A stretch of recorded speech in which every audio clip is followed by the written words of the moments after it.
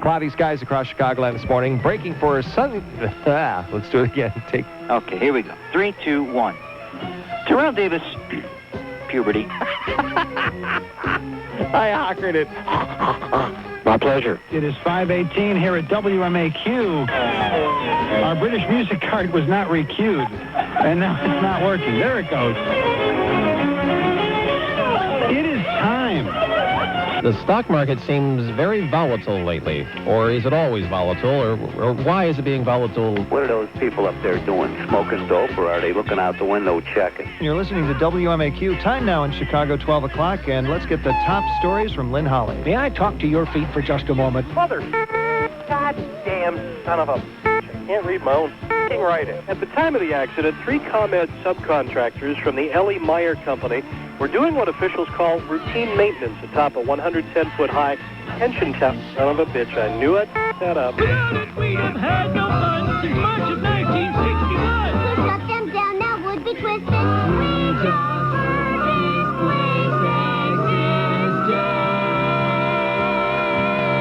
Jan. It smells like roast pork. Huge quantities of roast pork. Not actually an unpleasant smell. Who's doing that? I think somebody's car got broke into. Hold on a second. Can you hear that over me?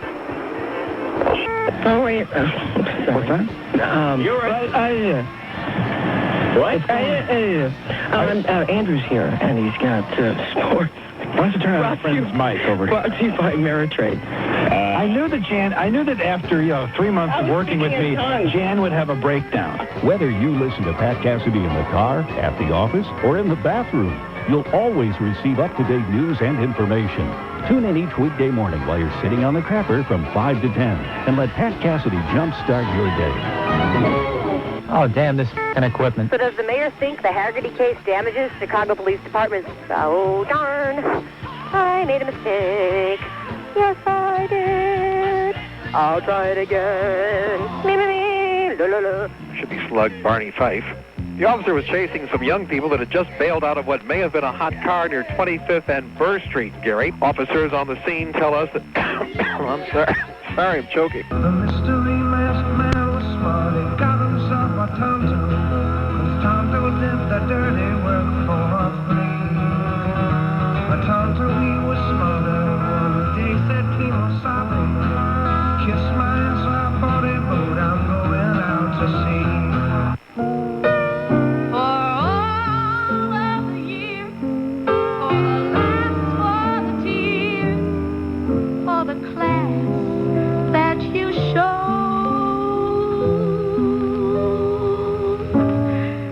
Make it one for my baby and one more for the road. That long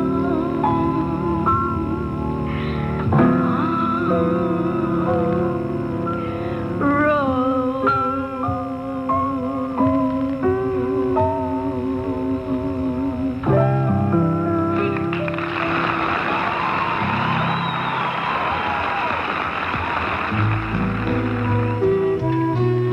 Is your child labeled a problem in school? We're here to play your kind of music. We want to share our world with you. We really want to make you happy in everything we say and do. Your radio station, we care about you. Your kind of music, WMAQ. Takes you back a bit. 3:53, time to find out what's happening in the world of business. John Miller is in New York. Back far enough, and you can trace many people back to WMAQ. And who's this? John Chancellor. That's the class of don't know.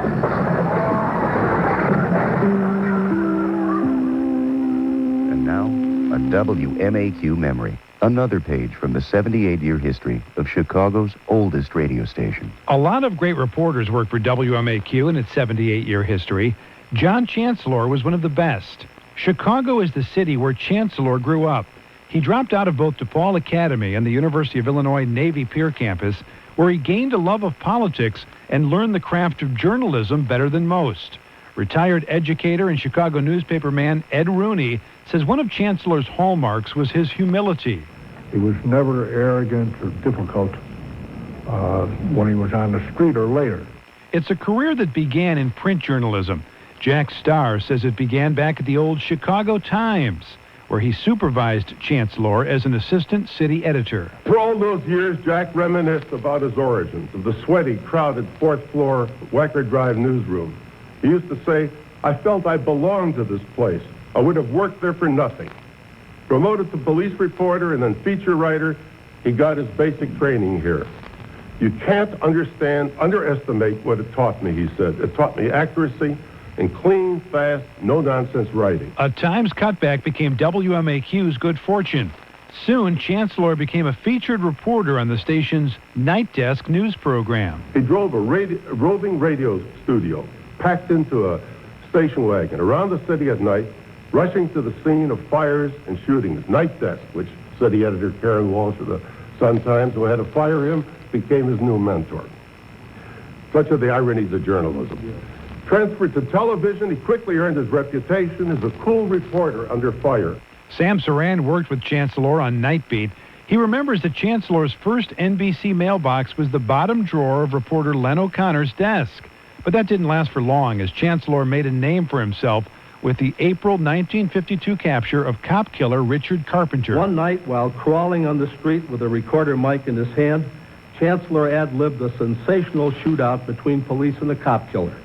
The tape was on the network the next morning, and Chancellor soon became NBC's Midwest correspondent.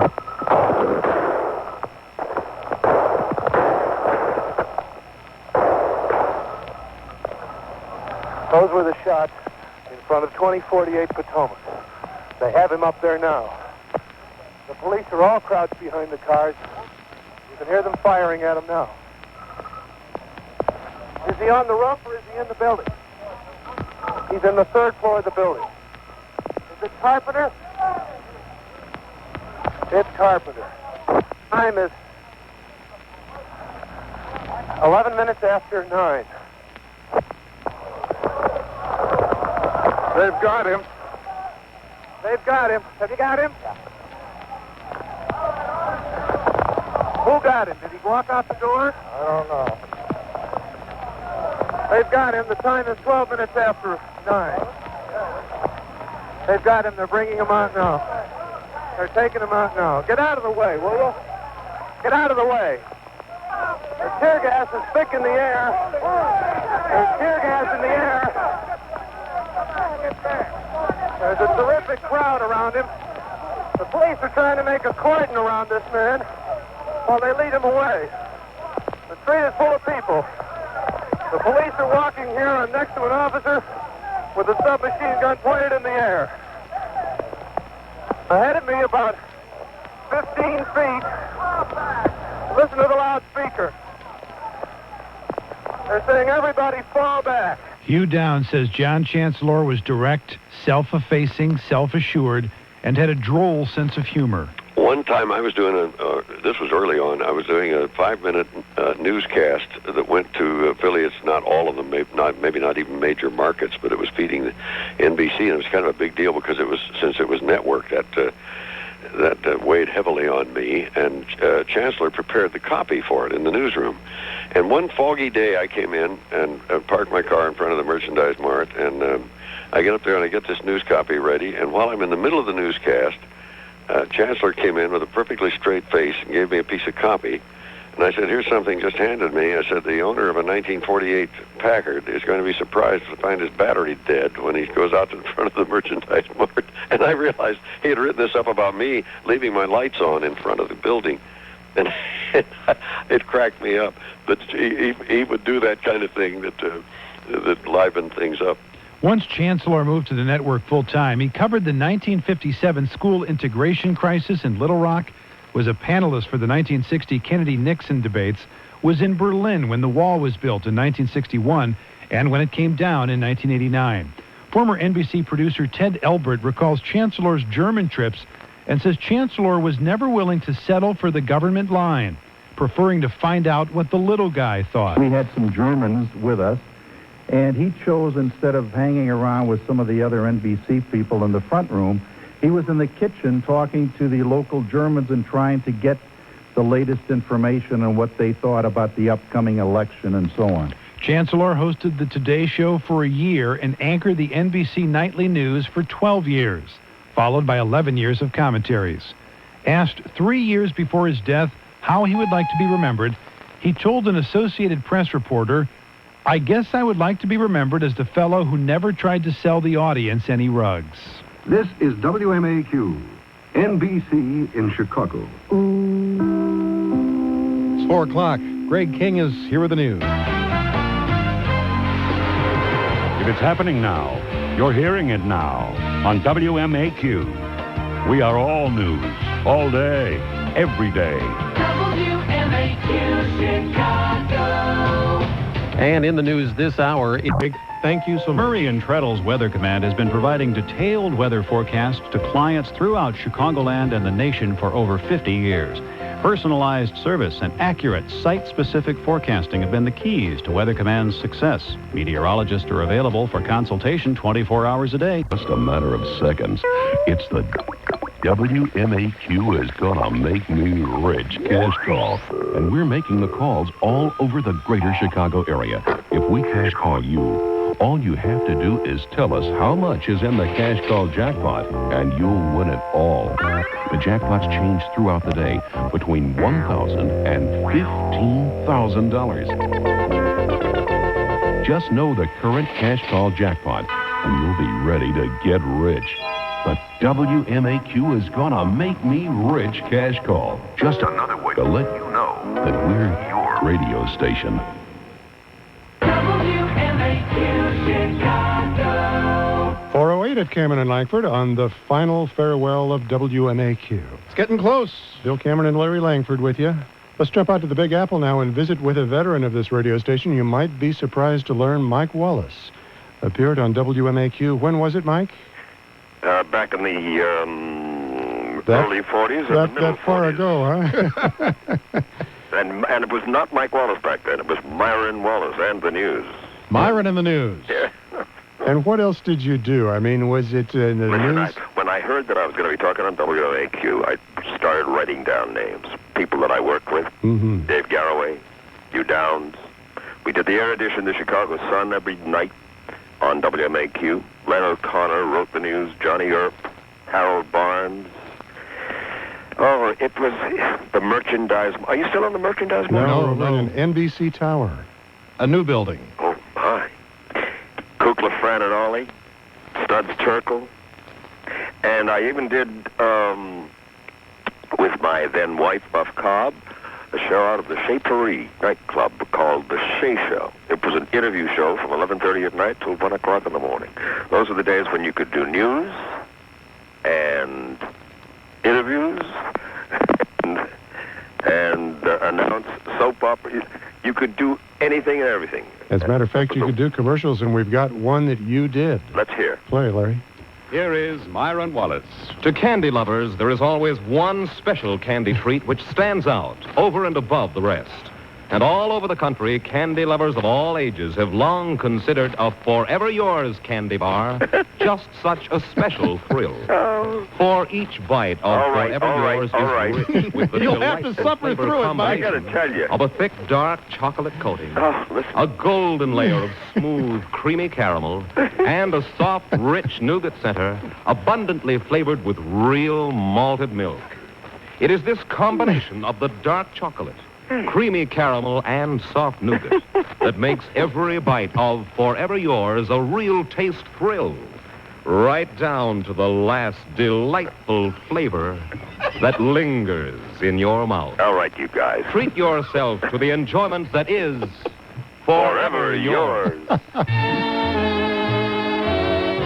I love that. No syllable goes unpronounced. I gotta tell you. On 60 Minutes. He was good. He was good, Myron was. Think the kid has promise? I don't know what happened to the candy bar, but Wallace survived. Do you remember those days more fondly in some ways than these days today? profoundly because I loved Chicago and I grew up professionally there. I came there. I came there first of all in 1941, I guess it was, to do Road of Life, the story of Dr. Jim Brent, out of the NBC studios. You were one of the actors? Huh? No, I was the announcer. Oh, you're actor. Of course not. Narrator. Actor. Narrator, okay. And then I did, when I came back, then I was at a station called WJWC, which was owned by Marshall Field, in which we did the air edition of the Chicago Sun. When I got back out of the Navy in 46, they had moved it over to Q, and so I did it there every night for, I don't know, a couple of years before, 2-3 years. With a wonder. Norm Barry was the guy. He was the senior news reader there at the time. And as I say, Len O'Connor wrote, and Johnny Earp wrote. And I must confess, very, very little reporting, more reading than reporting. But you were a true presenter of the news back then. That's about it. That was about it. And now what's happening to us today is the natural result of telecom dereg of 1996, because the company has to divest one radio station, and while it's not this one, they are moving the format of the one that is being divested into this frequency. And I believe that we have something to do with that. Mel Karmazin. Yes. Yes, that would be true. What do you think of the state of broadcasting today under deregulation? You know, airplanes, radio, television, etc., under deregulation, it becomes quite chaotic, doesn't it? And they can charge what they want. I'm not talking radio. But we were talking about deregulation and airplane fares. They've gone crazy. But let's talk about Q for a moment. It was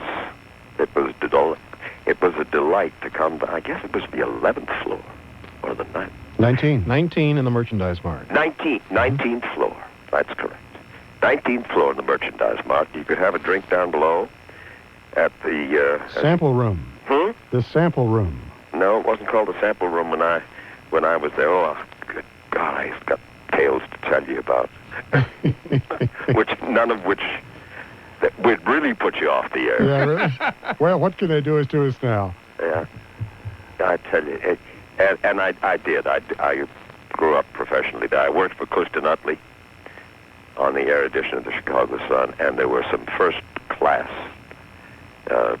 reporters, writers, commentators, and so forth, all on behalf of the Chicago, that we were sponsored by the Chicago Sun and then the Chicago Sun-Times. And that's when I really first got my feet wet in reportage professionally. And so what did you think when you heard that WMAQ was going off the air? I was sad, but listen, I'm 82 now, for crying out loud. Wow. I'm going off the air. That's Mike Wallace in the Big Apple. We thank you so much for joining us. Hey, Bill, I feel bad for you guys. I really, really do feel bad for you guys. I wish you good luck, Godspeed. Well, we kind of think we're going to be optimistic about this because content is king, and there'll always be a market for people who can tell a story. That's the truth. It's the truth. Thanks, Mike. Bye, fellas. Bye-bye. Everyone at the Max Madsen Auto Group wishes the entire staff of WMAQ the very best, because that's what you've been during our long and rewarding relationship. Like an old friend, you will be missed. So long, WMAQ, from Max Madsen. It's a wonderful Chicagoland community. Woodstock, Illinois, with a famous square listed on the National Registry for Historic Landmarks. Actor Orson Welles fell in love with the village square with its cobblestone streets. Recently, it was the setting for the movie Groundhog Day starring Bill Murray. There's a terrific assortment of restaurants, shopping, professional offices, and historic buildings. It is the perfect place to begin or continue your retirement lifestyle. 5 years, and you've heard a lot from him since. Bob Sirrott. Bob, welcome to WMAQ. Well, it's nice to be asked to be part of the going out of business sale. Well, you know, way back when, long before anybody ever possibly could have thought about WMAQ going out of business, you were a small part of the station here. You weren't a star, but isn't this where you got your start? It really was. I certainly got a great education there as a NBC page. We were sort of glorified gophers for Channel 5 and WMAQ radio on the 19th and 20th floors of the Merchandise Mart in those days.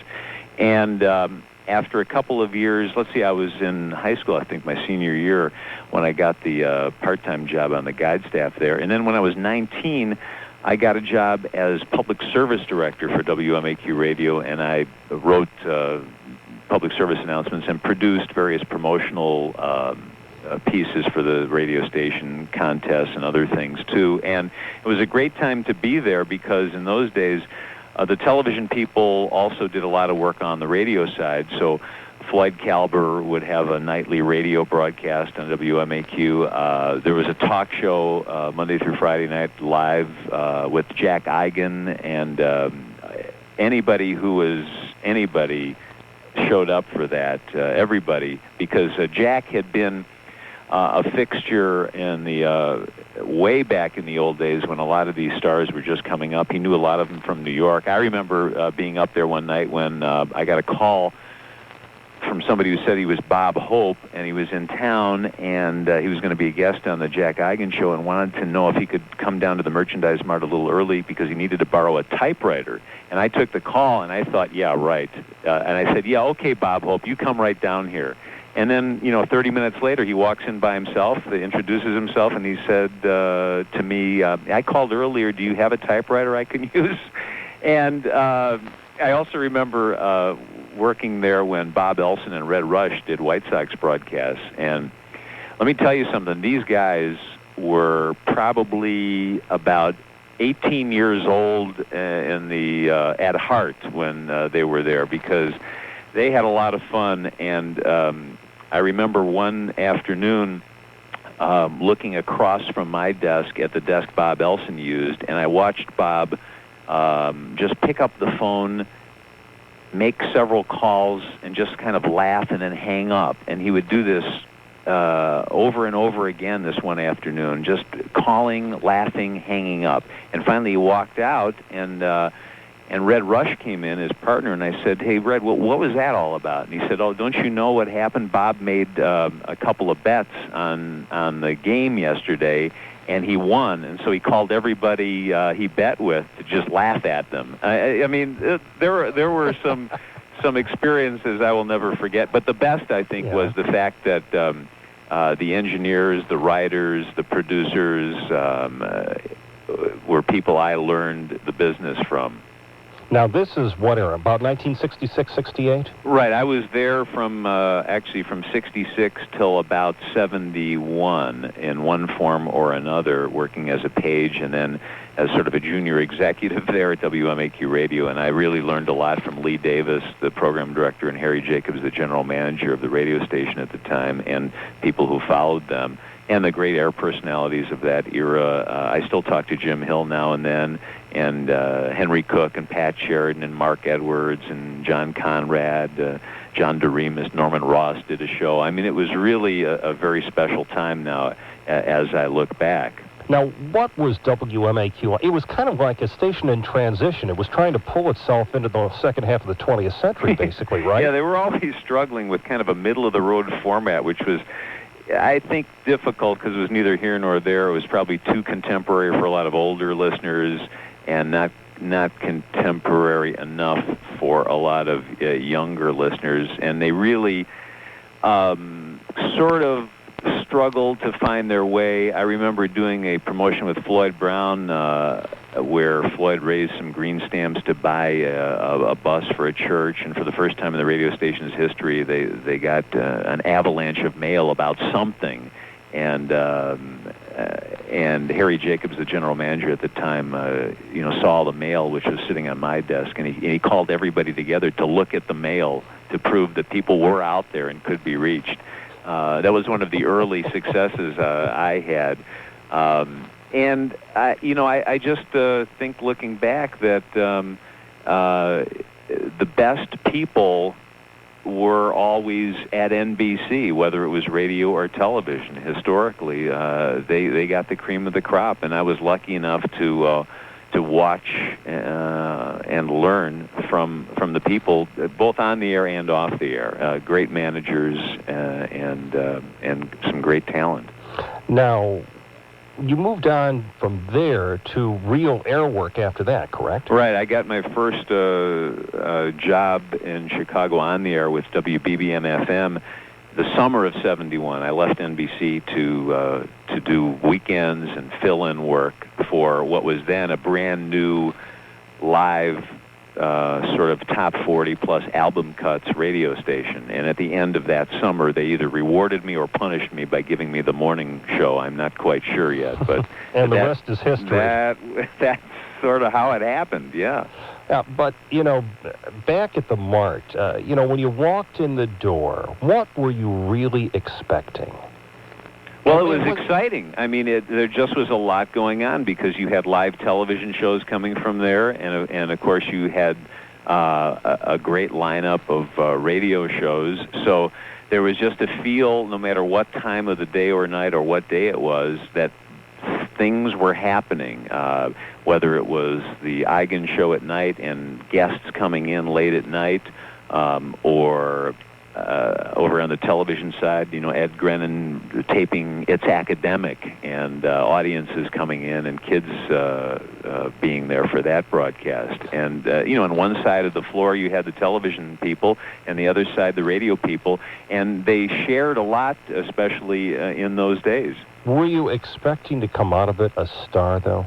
Well, I always wanted to be on the air, and I realized, though, that I would have to go elsewhere to make my mark because, you know, I certainly didn't belong anywhere near the talents that I was getting to know. So I would dream about the future, but to be honest with you, I had so much fun there. It was so exciting for me that it wasn't like I was tapping my fingers on my little reception desk out there, hoping that I would get on the air tomorrow, because it was really exciting for me just to be around the studios. If it makes you feel any better, Jim Hill says that he probably did the worst audition in the history of the radio station and figured he'd never get a job, and was shocked when they called maybe a year and a half later and said, "You've got a job if you want it." And Ed Grennan said he was afraid to open his mouth because he figured he'd wreck the whole station. Well, you know, that reminds me that there were tremendous staff announcers in those days, the guys who would just do station breaks and read commercials, and they didn't have disc jockey shows necessarily, but there were guys, and these names would mean something to old-timers in the business, I guess, Greg Donovan and John Holtman and people like that, who I got to know and were great characters, the last of the breed, and I'm fortunate that I was in just at the point before they retired and eventually were not replaced. And those guys were your professional announcers. And yeah, I mean, there's no way, you know, anybody would ever think that an audition tape would be as good as what those guys did, because, you know, they were the classic announcers, you know, who did everything perfectly, did everything right. And there were some great characters. In fact, I was thinking the other day that I know I did an audition for WBBM-FM while I was working at NBC, and I hope that sometime in the next little while, now that everybody's reminiscing about the radio station, somebody comes forward and reminds me who was the engineer who did my audition tape, because I taped that at MAQ Radio, and it went over to CBS, and that's how I got my start, my job at BBM-FM from that audition tape. Went into a production studio one day and did that. I worked a lot later there with Byron Van Meter and Bob Petrillo, who also had been a record turner, which is a whole other story, and it was great to be with those guys too. But I can't remember who helped me on the audition tape, so if we find out, please let me know, and I'll have a complimentary Fox Thing mug waiting for them. Now, you've told me about a lot of the characters, people like Bob Elson. Is there one who stands out in your mind, though, as the biggest of them all? You mean as far as a jokester or somebody like that? Oh, Well, yeah. Yeah, I remember Ted Smart, who was a radio newsman who unfortunately died in, I believe, a boating mishap over a holiday weekend one summer. And he was one of the wildest characters who ever walked the halls of the Merchandise Mart. All of the classic stories you've ever heard about people setting copy on fire, dropping their pants. He did all of that. And I think I learned early on that the real cool people were in radio, whether they were engineers or on the air. Dan Price, another great Chicago talent who spent a lot of time there, also comes to mind as a guy who never said anything with a straight face. I remember all of them fondly, and it's just a very, very lucky thing for me that I got in on that era of WMAQ radio. Thank you so much for joining us while you still have a chance on WMAQ. Yeah. Hey, you know what? I'm glad to finally be on the radio station. It's our pleasure to put you on the air. Thanks, Bob. You don't have to be famous in order to be part of the radio station. I think Bob Sirrott is living proof, guys. You think of some of the people over the years who have been behind the scenes here and have gone on to jobs on the air and doing things elsewhere that have been quite important. Ro Khan over at WLS Radio was a production assistant here when we started the all-news format. Mm-hmm. Alexis Johnson has left to go down to KPLC TV in Lake Charles, Louisiana, and I'll bet you she'll be back here in Chicago following in her dad Jim's footsteps before too long.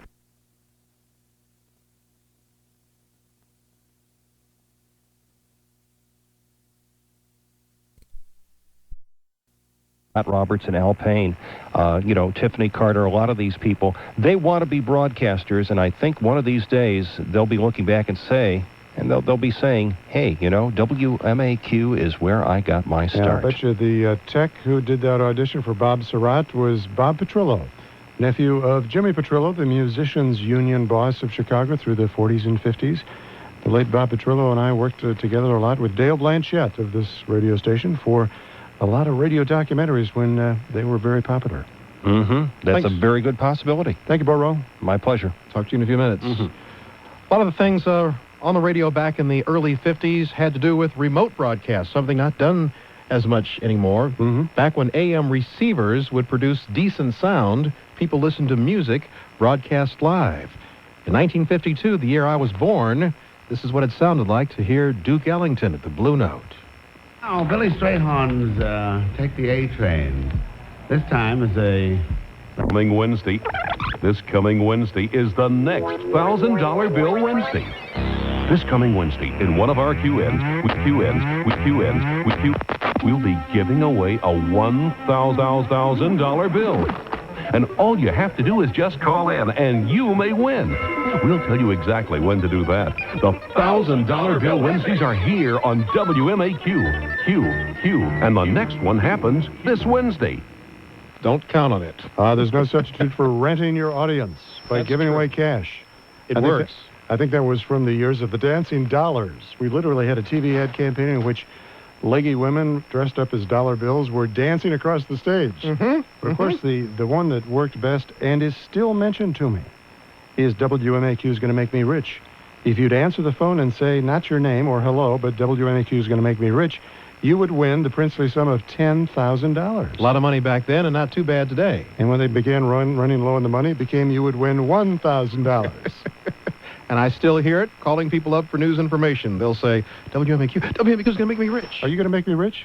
That's what I hear all the time. Talk about putting in the memory of the listener what you want 20 years later. Right. Well, let me take you back to the mid-'70s when Clark Weber was doing the morning show on WMAQ, and Hillary Hampson, the late Hillary Hampson, was doing the news around a console that had a common table to it, and underneath no division between the legs of the participants, whether they be the jock or the news person. Okay. And, this is WMAQ hijinks. This is Clark Weber pulling the pin on the fire extinguisher while Hillary is doing the news and blasting her bare legs with the cold air of the fire extinguisher. Here's how it sounded. The forecast calls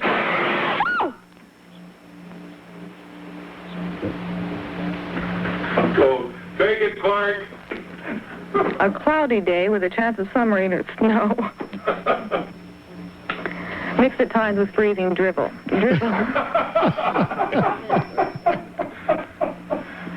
I'm sorry. We'll You don't try have again. as hard as Clark. He didn't know that was going to do that, I don't think. That's Janelle.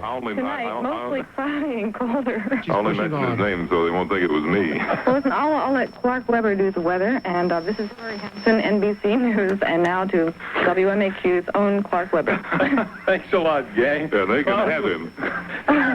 Cloudy with a chance of rain or snow, possibly mixed with a fire extinguisher at times, and a high today near 40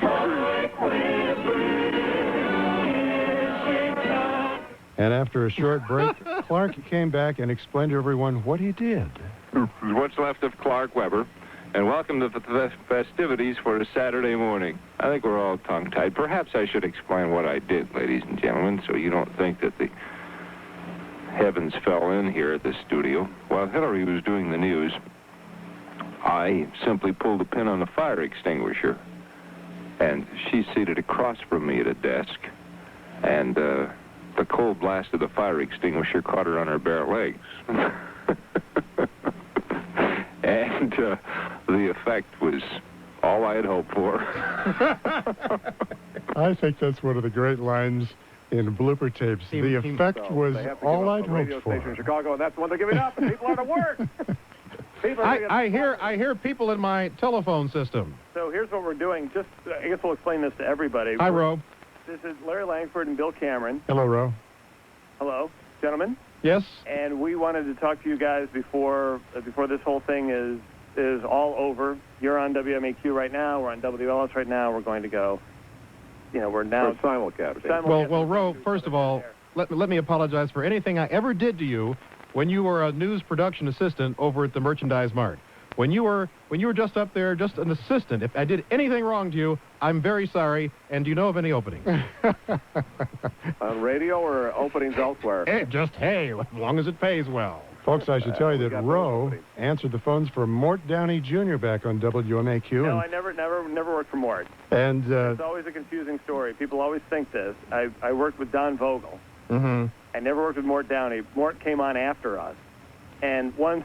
I think Mort kissed me in the hallway, but that was about as close as it ever got. I distinctly remember being called over from City Hall when Mort would be calling in sick, but not really sick, and doing the show. But in the closing days of WMAQ in the fall of 1987, Ro and I would fill the afternoons with News Talk. Remember that, Ro? Yes, I do. And that was a lot of fun. Yeah. A lot of fun.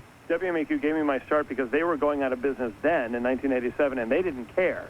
Right. So I got to do whatever I wanted to do. I went on the air. I collected the cash. I did whatever it was that NBC, when they were selling out, they would allow me to do. And that's how the rest is kind of, it's been good that they went out of business.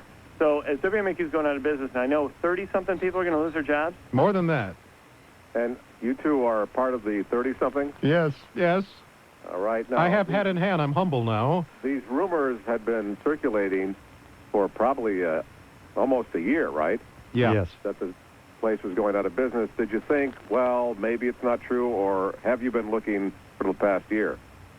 I have not been looking. I quite frankly thought I would end up working down the street. At BBM? Yes.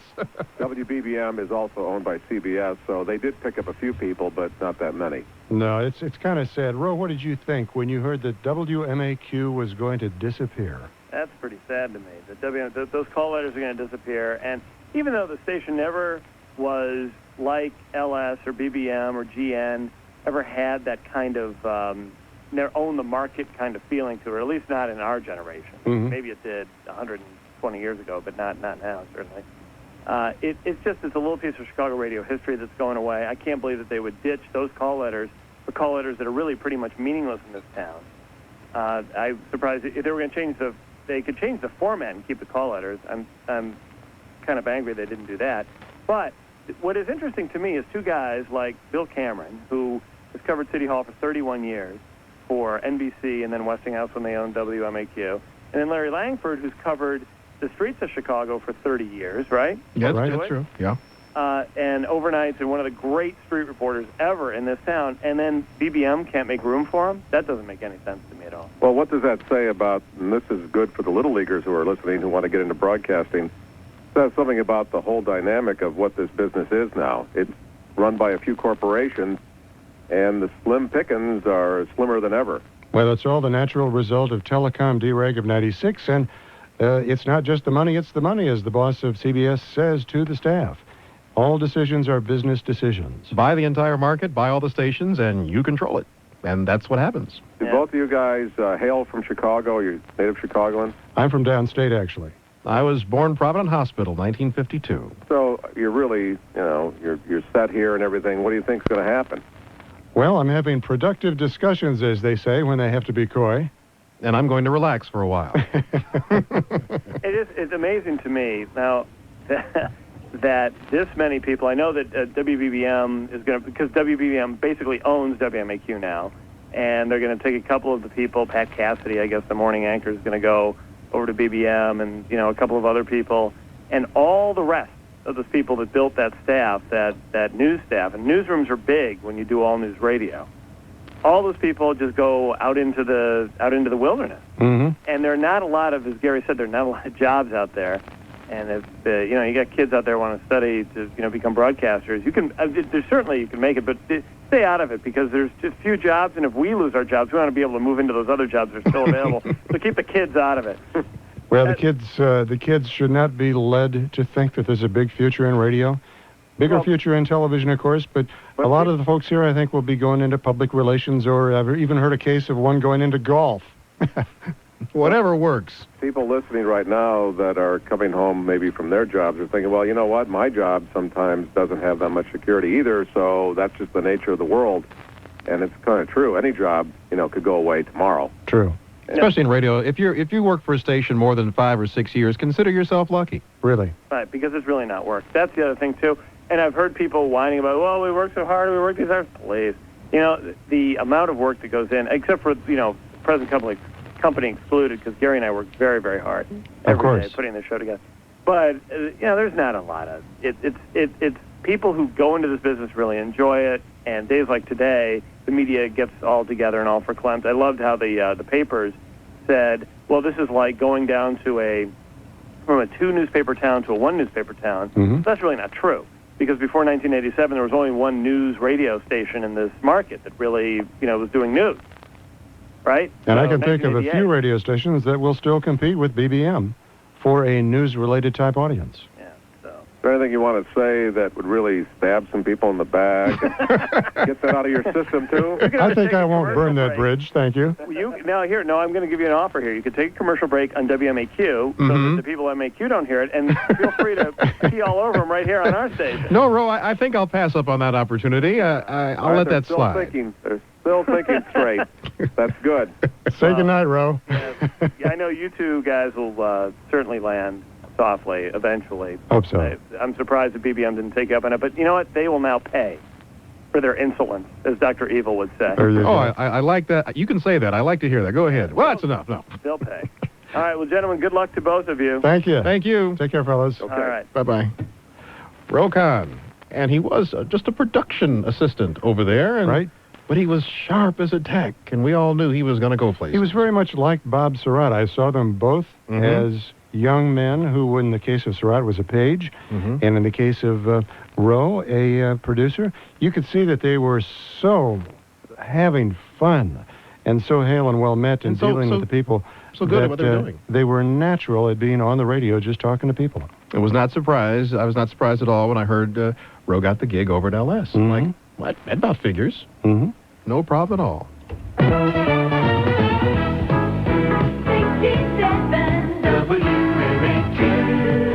Hello, and how may I help you? Yes, hi. I had a question about my phone bill. It says I called someone in Iraq 14 times for a total of 861 hours last month. And what's the problem, sir? I don't know anyone in Iraq. Are you sure? Yes, I'm sure. Maybe a friend you think lives in Fresno really lives in Iraq. Look, I don't have friends in either Fresno or Iraq, okay? Plus, there aren't even 861 hours in a month. Are you sure? And you're going to trust your business's high-speed internet connection to the phone company? Instead, try Concentric's Business Class DSL. We offer everything from complete office installation to on-call 24-hour technical support, all starting at $99 a month for business packages and $69 for home office. Call 1-877-GET-XDSL or go to concentricdsl.com. Can you help me at all? Sir, I can't help it if you don't have any friends in Fresno or Iraq. There really is a difference in DSLs, and we're it. Concentric, your internet service partner. DSL service by Covad. Let me tell you right off the top, you are never going to beat. You will never beat this kind of hair restoration. Think about the use of the laser. Don't think about the ugly plugs. Don't think about the guys you've seen who have those ugly train tracks all over their foreheads. Hey, let me tell you, dial up this number right now. 888-604-7546. 888-604-7546. I want you to do what I did. I want you to get that consultation, that free consultation with the marvelous people, the thoroughly professional people at the Advanced Laser and Wellness Center. Hey, let me tell you, if you've got the bald spots, if you've got the recessionary areas, right now they can be covered up in a fashion that is so professional and so well done that the ebb and flow of your hairline will be absolutely magnificent. Once again, I had the process done. It took less than 1 day. We're talking about rejuvenation. We're talking about enhancement. And you know what? Maybe we're talking about your self-esteem. Your head, your hair, your confidence. Make the move. Advanced Laser and Wellness. 888-604-7546. 449, reach into your bag and pull up something else. What do you got? Well, one of the three people I really miss in this town who have gone to the great precinct in the sky is Harold Washington. The other two are Richard J. Daley and Harry Golden Jr., Dean of the City Hall Reporters from the Sun-Times.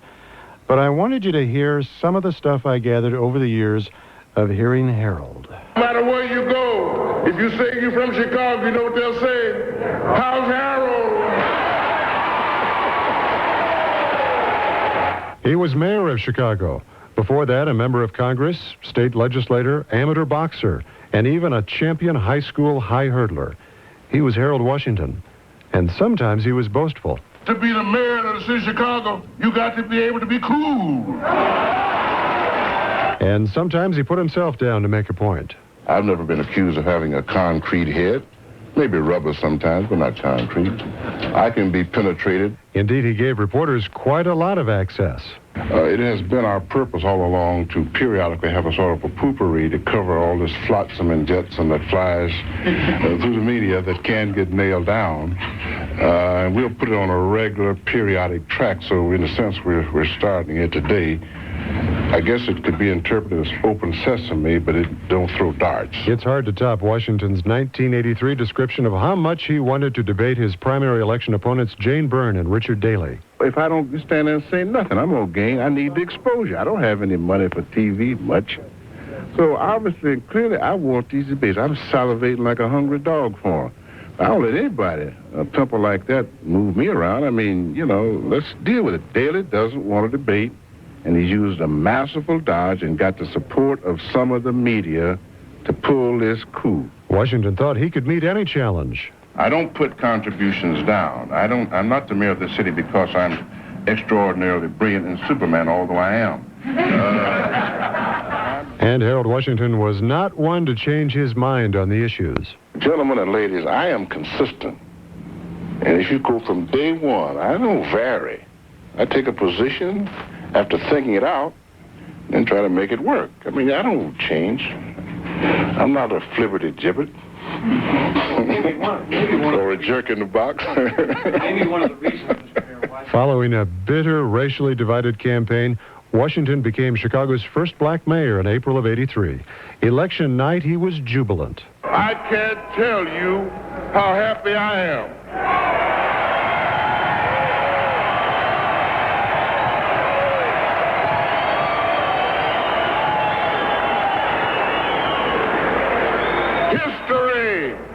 History was made tonight.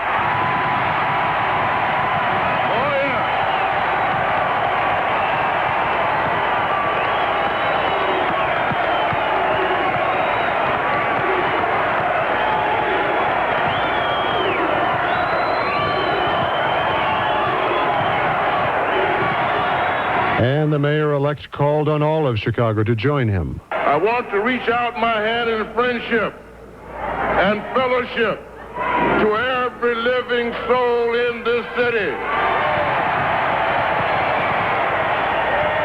But Washington said later Jane Byrne had packed the city payroll, and so he served notice in his first inaugural address that those new city workers would have to go. We will have no choice but to release several hundred new city employees who were added because the political situation. Soon after stunning the political world by winning in '83, the gregarious new mayor went before the Executives Club, and he said the mission the voters gave him was like trying to put a bell on a frisky cat. But they asked me to do this job.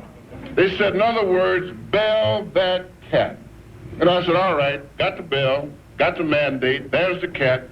And I crept up behind this cat, and the closer I got to this cat, the more they meowed and screamed and kicked and clawed and yelled and claimed that they had special dispensation all over the city. And as I put this bell around that cat's neck, the people who asked me to bell it said, don't do that, the cat's making too much noise. Back up. The cat is keeping us awake. And here I am, poised in midair.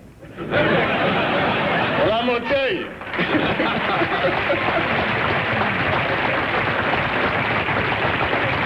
I'm going to bell that cat, no matter how loud it screams. Harold Washington could be devastating with his descriptions of politicians. Here he lets a roly-poly machine politician have it for slipping into a picture with him. He thinks this is mumbly pig we're playing out here. He thinks people don't... Oh, he does it in a lot of ways. He slipped up on the platform one day with a poster big as... said something about gangs on it. This is his anti-gang warfare. He's got a poster saying he don't like gangs. Slides up behind me and smiles like a bent-up tin can.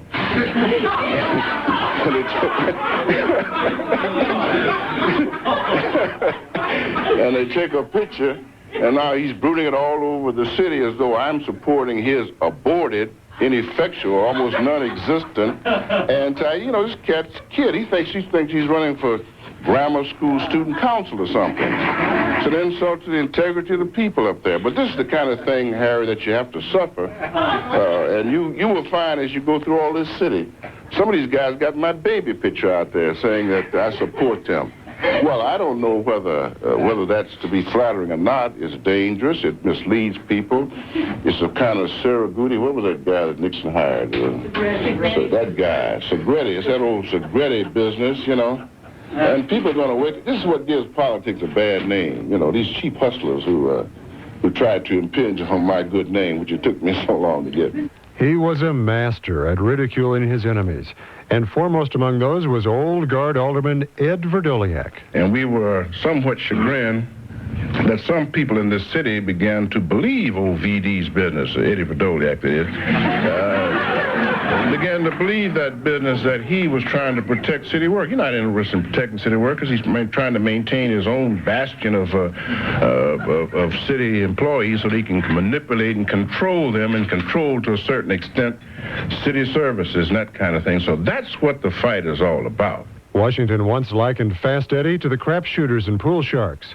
He apologized later, but not to Ed Verdoliak. I want to apologize to the pool shooters of the world and to the crap shooters of the world. Some of them have called me, and they resent very, very bitterly my associating them with Mr. Verdoliak. And so I apologize to all those fine, upstanding people who shoot dice or shoot pool because they don't need to be in the category of Mr. Verdoliak. Verdoliak became a lightning rod for Washington's wit, even when he was talking about Pope John Paul II. He's a wonderful man. He's got a twinkle in his eye. If I got a twinkle in his eye, got to be valuable. So does Verdoliak. That's not a twinkle. That's a glint. Clashes between the mayor and Verdoliak often demolished decorum in the city council. We're going to have decorum in this hall. There will be no more personalized canards perpetrated one against the other. It has nothing to do with 29 or 20 at all. It's the reputation of this house. We're going to maintain that reputation. Proceed, sir. If I said anything of a scurrilous nature, I wasn't talking about you. I wish you would tell me what I said. I did not have a personal attack. I was not talking about you or to you, but to this body, period. Well, I am going to direct this remark to you. Last night, while sitting in the comfort of my own home, I saw our good mayor in Washington saying that the last time he looked, the X was in my head. Oh, come on. Sir, we're talking That's what you said yesterday. Yesterday. Alderman. Now, I proceed with my own point of personal privilege. About Thank you very much. on this floor. Wait, right. Would you hold a minute? Oh, you mean it's okay in Washington, but not okay here? It's just that simple. Oh, okay. But occasionally, Washington and Verdoliak could get along, and even trade jokes in the city council. In 1984, Verdoliak won $250 with a $10 bet he placed on a horse named Sweet Harold. Alderman Verdoliak for the second time. Second and last time. First of all, I'd like to thank you for the tip you gave me last Friday when I went to the track, Mr. Mayor. A better gesture would be to divide the profits.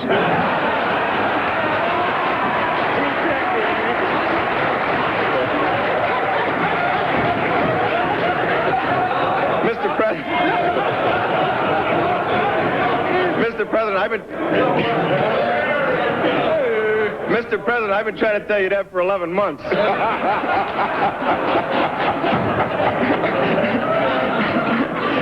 Verdoliak and Alderman Ed Burke pressed Washington to cut the city payroll and avoid tax increases. Although the city council eventually sided with the mayor, the two eddies persisted. This matter could have been resolved completely if Alderman Burke, Alderman Verdoliak, and the rest of them, after they passed that last ordinance, had simply walked out and forgotten about it. They didn't do that. They came back with the same old doo-doo. And it goes on and on and on. This is not to say Mayor Washington ever underestimated Verdoliak and Burke.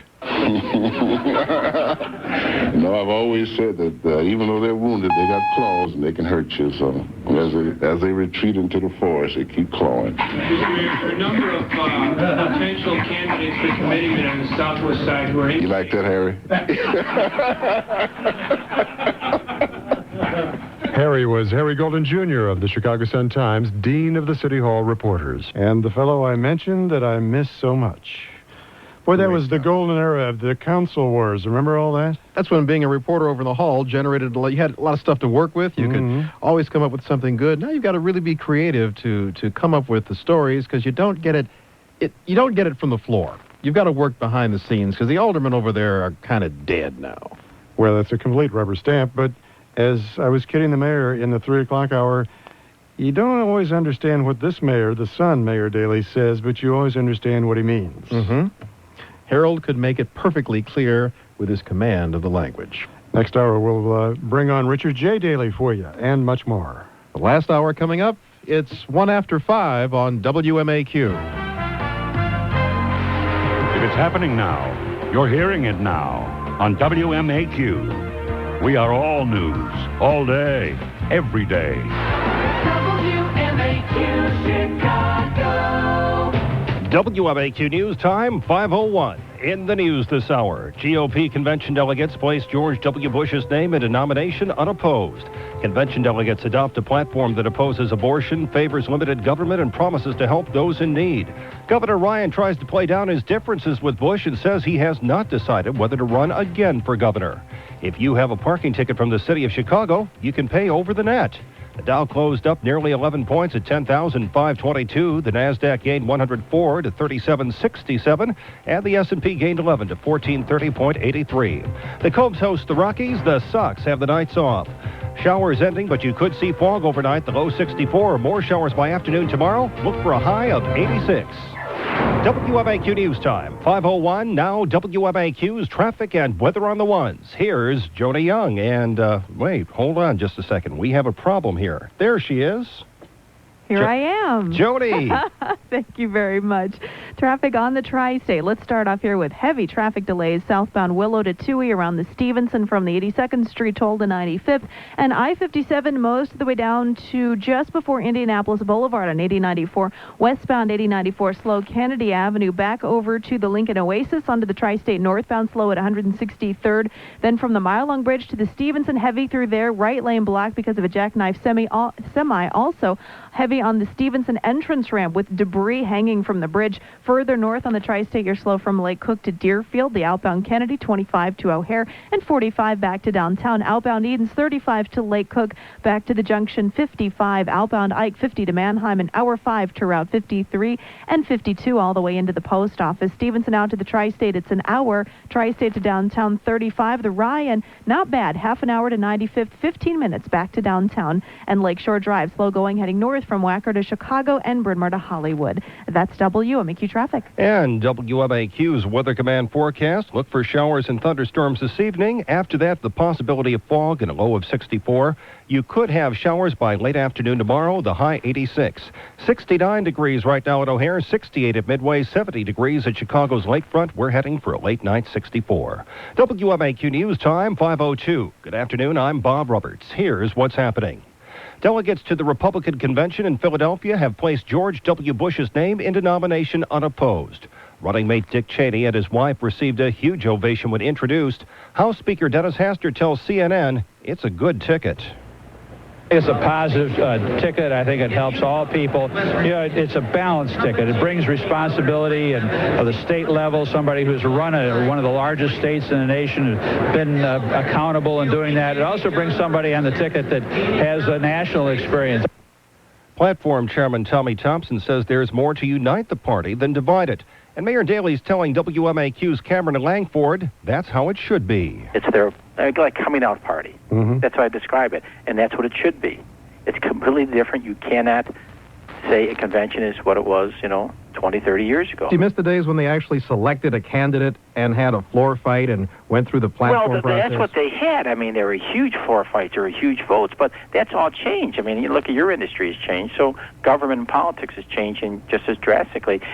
Governor Ryan is talking unity, even though he differs with Bush on the need for a death penalty moratorium. I called a moratorium in Illinois because our system didn't work well, and we were about to execute some innocent people. Now, being governor is a tough job, but that's probably the toughest part, making that call. And I'm sure every governor in the state that does that wants to make sure that it works well, and it does. I don't know of any other state, other than myself, that had the problems that we've had. Ryan sounds less than concerned about the Tribune poll that shows his performance in office is costing him support. Voters back Ryan's recent actions, including the suspension of the gasoline tax and a push for tougher gun control. But voters remain troubled by the license-selling investigation at the Secretary of State's office. Ryan has not decided whether to run for re-election. City officials have unveiled a new way for Chicagoans to pay parking tickets, the net.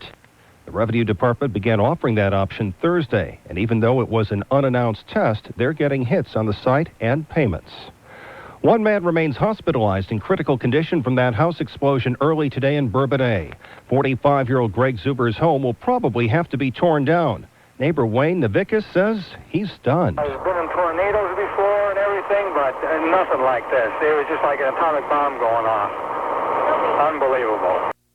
Thank you, Larry. 6:33 now. Illinois voters apparently aren't happy with Governor Ryan's performance on the job, according to a new poll this morning. Here is Pam Reesmeyer. The Chicago Tribune WGN-TV poll, Pat, indicates that Ryan's performance in office has cost him the support of even Republican voters. A lot of what Ryan has done recently does score big with those who are asked: suspension of the gasoline tax, push for tougher gun control, moratorium on the death penalty. It's not enough, though, to offset the Operation Safe Road investigation into the sale of driver's licenses for campaign contributions when Ryan was Secretary of State. 44% of those surveyed said they disapprove of his performance in office. 37% approve, 19% had no opinion, and when asked if he deserved to be elected governor, 58% said he should not have a second term. 19% say he should be reelected. The GOP National Convention opens today in Philadelphia. Organizers promising a different kind of convention for a different kind of Republican. George W. Bush's wife, Laura, and retired General Colin Powell are among the opening night speakers. Brand Miller's weather forecast coming up. It is 6:34. I would never say anything that I didn't believe. That's Hall of Famer Mike Singletary. The Trane air conditioner has been outstanding in our home. We don't have to worry about it being too hot or too cold, but just right. That's what you'd expect to hear from a bear. With Trane, you can feel the difference. Its reliability, being hassle-free, being very efficient. In fact, the Trane XL 1800 is the world's most efficient air conditioner. It could save you up to 67% of your current cooling costs. I would be very hard-pressed to believe that there could be a better system. Train XL air conditioners. Don't settle for anything less. Oh, yes. It's hard to stop a train. Get a qualifying Train air conditioner and get a free warranty that covers all parts and labor for 10 years. Hurry, offer ends August 14th. For a free estimate, call your participating Train dealer at 1-800-GET-A-TRAIN. That's 1-800-GET-A-TRAIN. It's hard to stop a train. 635 WMAQ.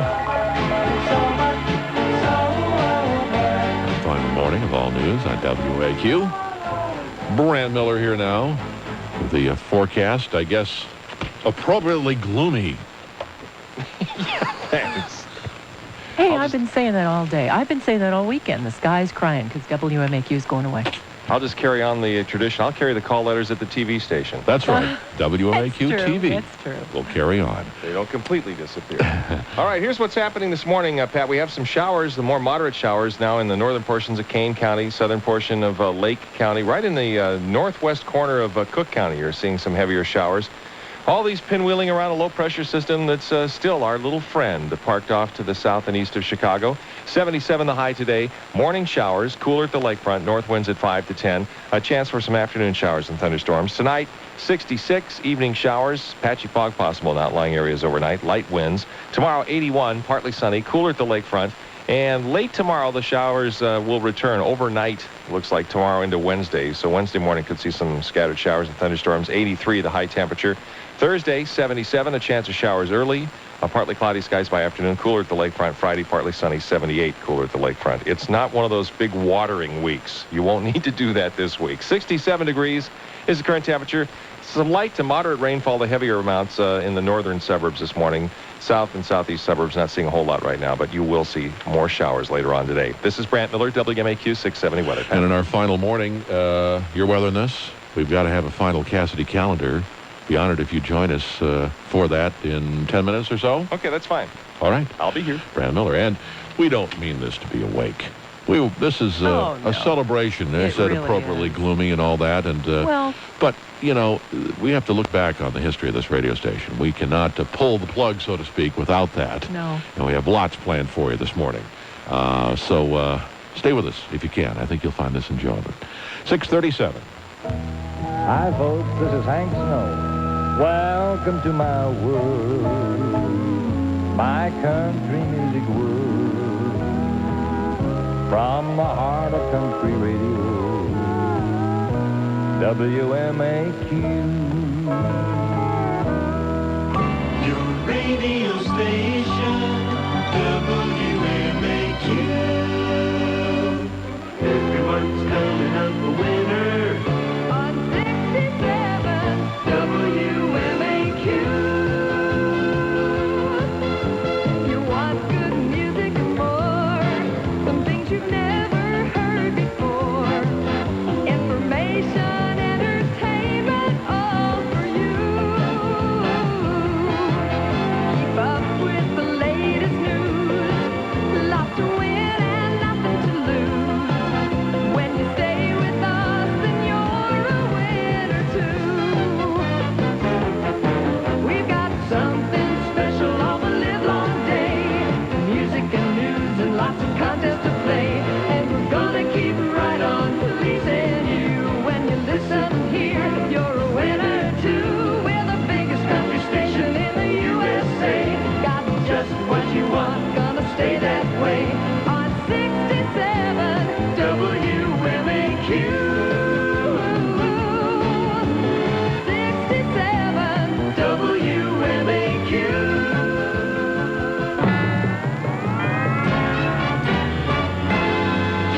Walker, WMAQ. Some jingles from the Country Music Days here at WMAQ. 6:39, take a break here, back with some traffic and weather and a final Cassidy calendar all coming up. 6:39. This summer, wouldn't you like to wake up and see without glasses? Consider LASIK laser vision correction at the Center for Corrective Eye Surgery, Robert L. Epstein, MD, Director. The center was the first in Illinois to do LASIK. In fact, the first doing any surgery for freedom from glasses. The center developed a proven method to assure that the laser beam is aimed at precisely the right spot on the eye at all times during treatment. And for 3 years, Dr. Epstein has been operating with an international team to eliminate the need for bifocals and reading glasses. Learn about the newest technology. Come to an information session at one of their offices. Talk with patients coming back for checkups and have a free screening exam by calling 1-800-I-CAN-SEE. Get your laser vision correction with one fee, no matter what, and the price is surely not out of sight. Call them at 1-800-I-CANSEE. Also visit their website at www.icansee.com. Join the thousands of satisfied patients. Call 1-800-I-CAN-SEE. They were newlyweds, just back from their honeymoon. They found the home of their dreams and came to me for insurance. Frank Marshall is an Allstate agent. Well, I can remember what it's like starting out. My wife and I barely had 2 dimes to rub together. Money was tight. So I was happy I could get them a discount on both their auto insurance and their new home insurance. It's a simple thing, I guess, but it was like a wedding present. Taking advantage of the home and auto insurance discounts from the Allstate Insurance Company is a smart idea. You can save about 15% off your home and 10% off your auto insurance. You might make a little extra money on some life insurance policies if you insure your car and home with Allstate, too. People like Frank will know how to help you. You don't have to be a honeymooner to save money. Stop by and see me or any Allstate agent. Maybe we'll have a little present for you. Lots of companies sell insurance, but no one has people like Allstate. You're in good hands with Allstate. Mine. Discount subject to qualifications and terms. Allstate Insurance Company, Northbrook, Illinois. 641 WMAQ. Weather on the ones. Here's Bart. Still trouble in northwest Indiana, where eastbound I-80-94 very slow from the state line over to Klein with an accident from overnight, still blocking the 2 left lanes. A double fatality from that accident overnight.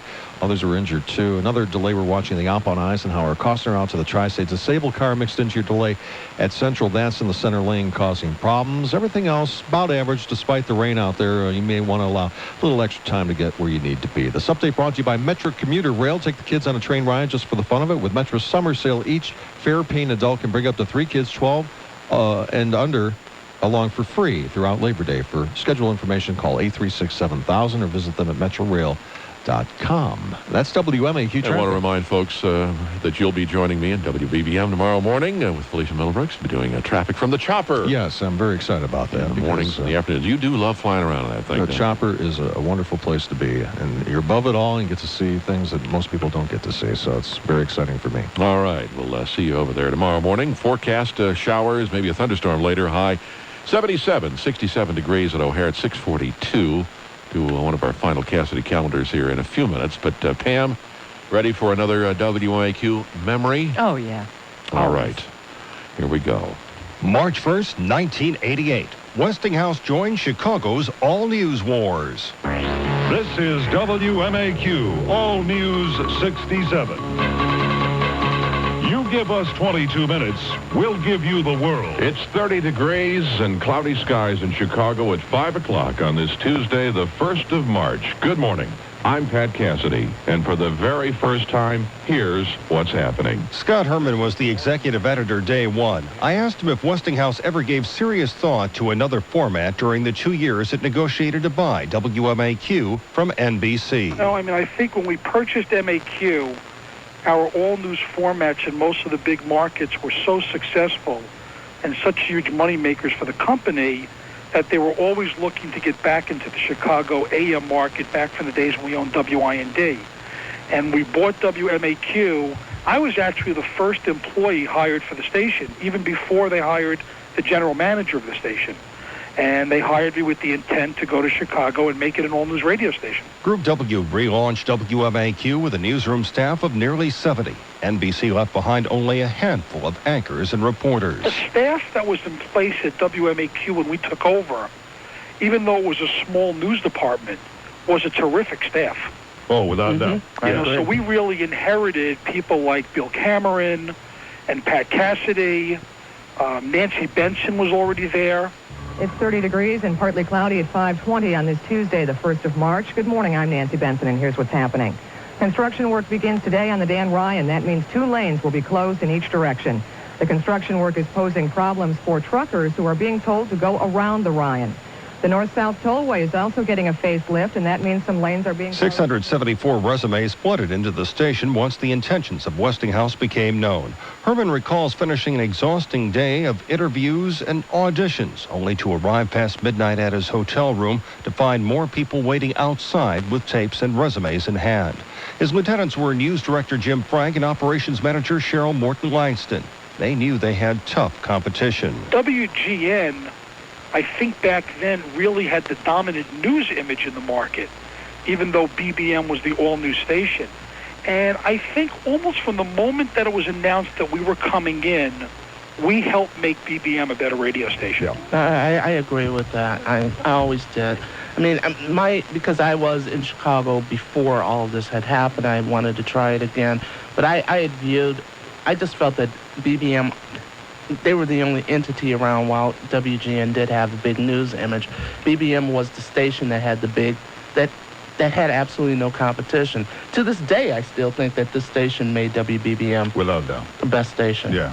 What they did was tighten everything up, and they defended in a superior position. They did everything right, unfortunately for us. Initially, Herman chose a format in which a newscast began every 20 minutes. It was an almost direct steal from the granddaddy of the modern all-news station, New York's WINS, where Herman had begun his career. So we were looking for a way to go into the city of Chicago with a format that was very different from what BBM was doing, and would still enable us to compete. Frank says no one underestimated the WBBM staff. What they didn't expect was Chicago's attachment to CBS network news. One of the major factors that we couldn't quite overcome was one of the biggest popularity factors with the Chicago audience was the CBS network news. To the top of the hour. Top of the hour. At 7 o'clock, Bill Lynch used to do that 10-minute roundup in Chicago. And, I mean, that was a backbreaker for us. And we couldn't get past that. I mean, you could put Bill Lynch's 10-minute CBS network cast against our first 10 minutes at 7 a.m., and our content was better. But it was the patina. It was the perception that this was a CBS network news, and I'm Bill Lynch, and he had all those correspondents all over the globe. Westinghouse had successful all-news radio stations in New York, Philadelphia, and Los Angeles, but all had been on the air by the late 60s. In no other place had Westinghouse conceded CBS a 20-year head start. And even as Herman, Frank, and Morton Langston hired the staff, bought equipment, and designed the format, they knew Westinghouse was not likely to make a similar investment again. I always felt, though, that this would be the last time where you would ever have a company give you a pot of money and go do this. Go hire X amount of people, go buy this equipment, go buy news cards, go crazy. Well, I didn't know it then. Well, no. I did, though. I had a feeling. Oh, Scotty, I think we did. I think we talked about it being maybe the last plunge by any company like that. It was a once-in-a-lifetime deal. The heady days of big budgets and big staff would last only 4 years. Financial trouble at the home office in Pittsburgh would lead to retrenchments company-wide. Frank by then was executive editor. He had to lay off valued staff and close the checkbook. The days in which the station could send reporters on the road to cover plane crashes in Sioux City and Detroit, floods along the Mississippi, and the Jeffrey Dahmer Sanity hearing in Milwaukee with WMAQ-originated coverage were history. It was like having a serious accident, and the recall is always there. It was just never the same. But Morton Langston says the networks could fill such needs to a point. I would say had it not been for CNN and NBC, because we used a lot of their people on the air, we would not have been able to make it. I mean, when I think back, we used their people on a daily basis. Even with budgets and staff trimmed back, WMAQ battled hard. Herman and Frank say it often won. That is the one thing that WMAQ will always be famous for. When the big stories broke, we always put the competition's feet to the fire, and we turned up the heat. We had great people.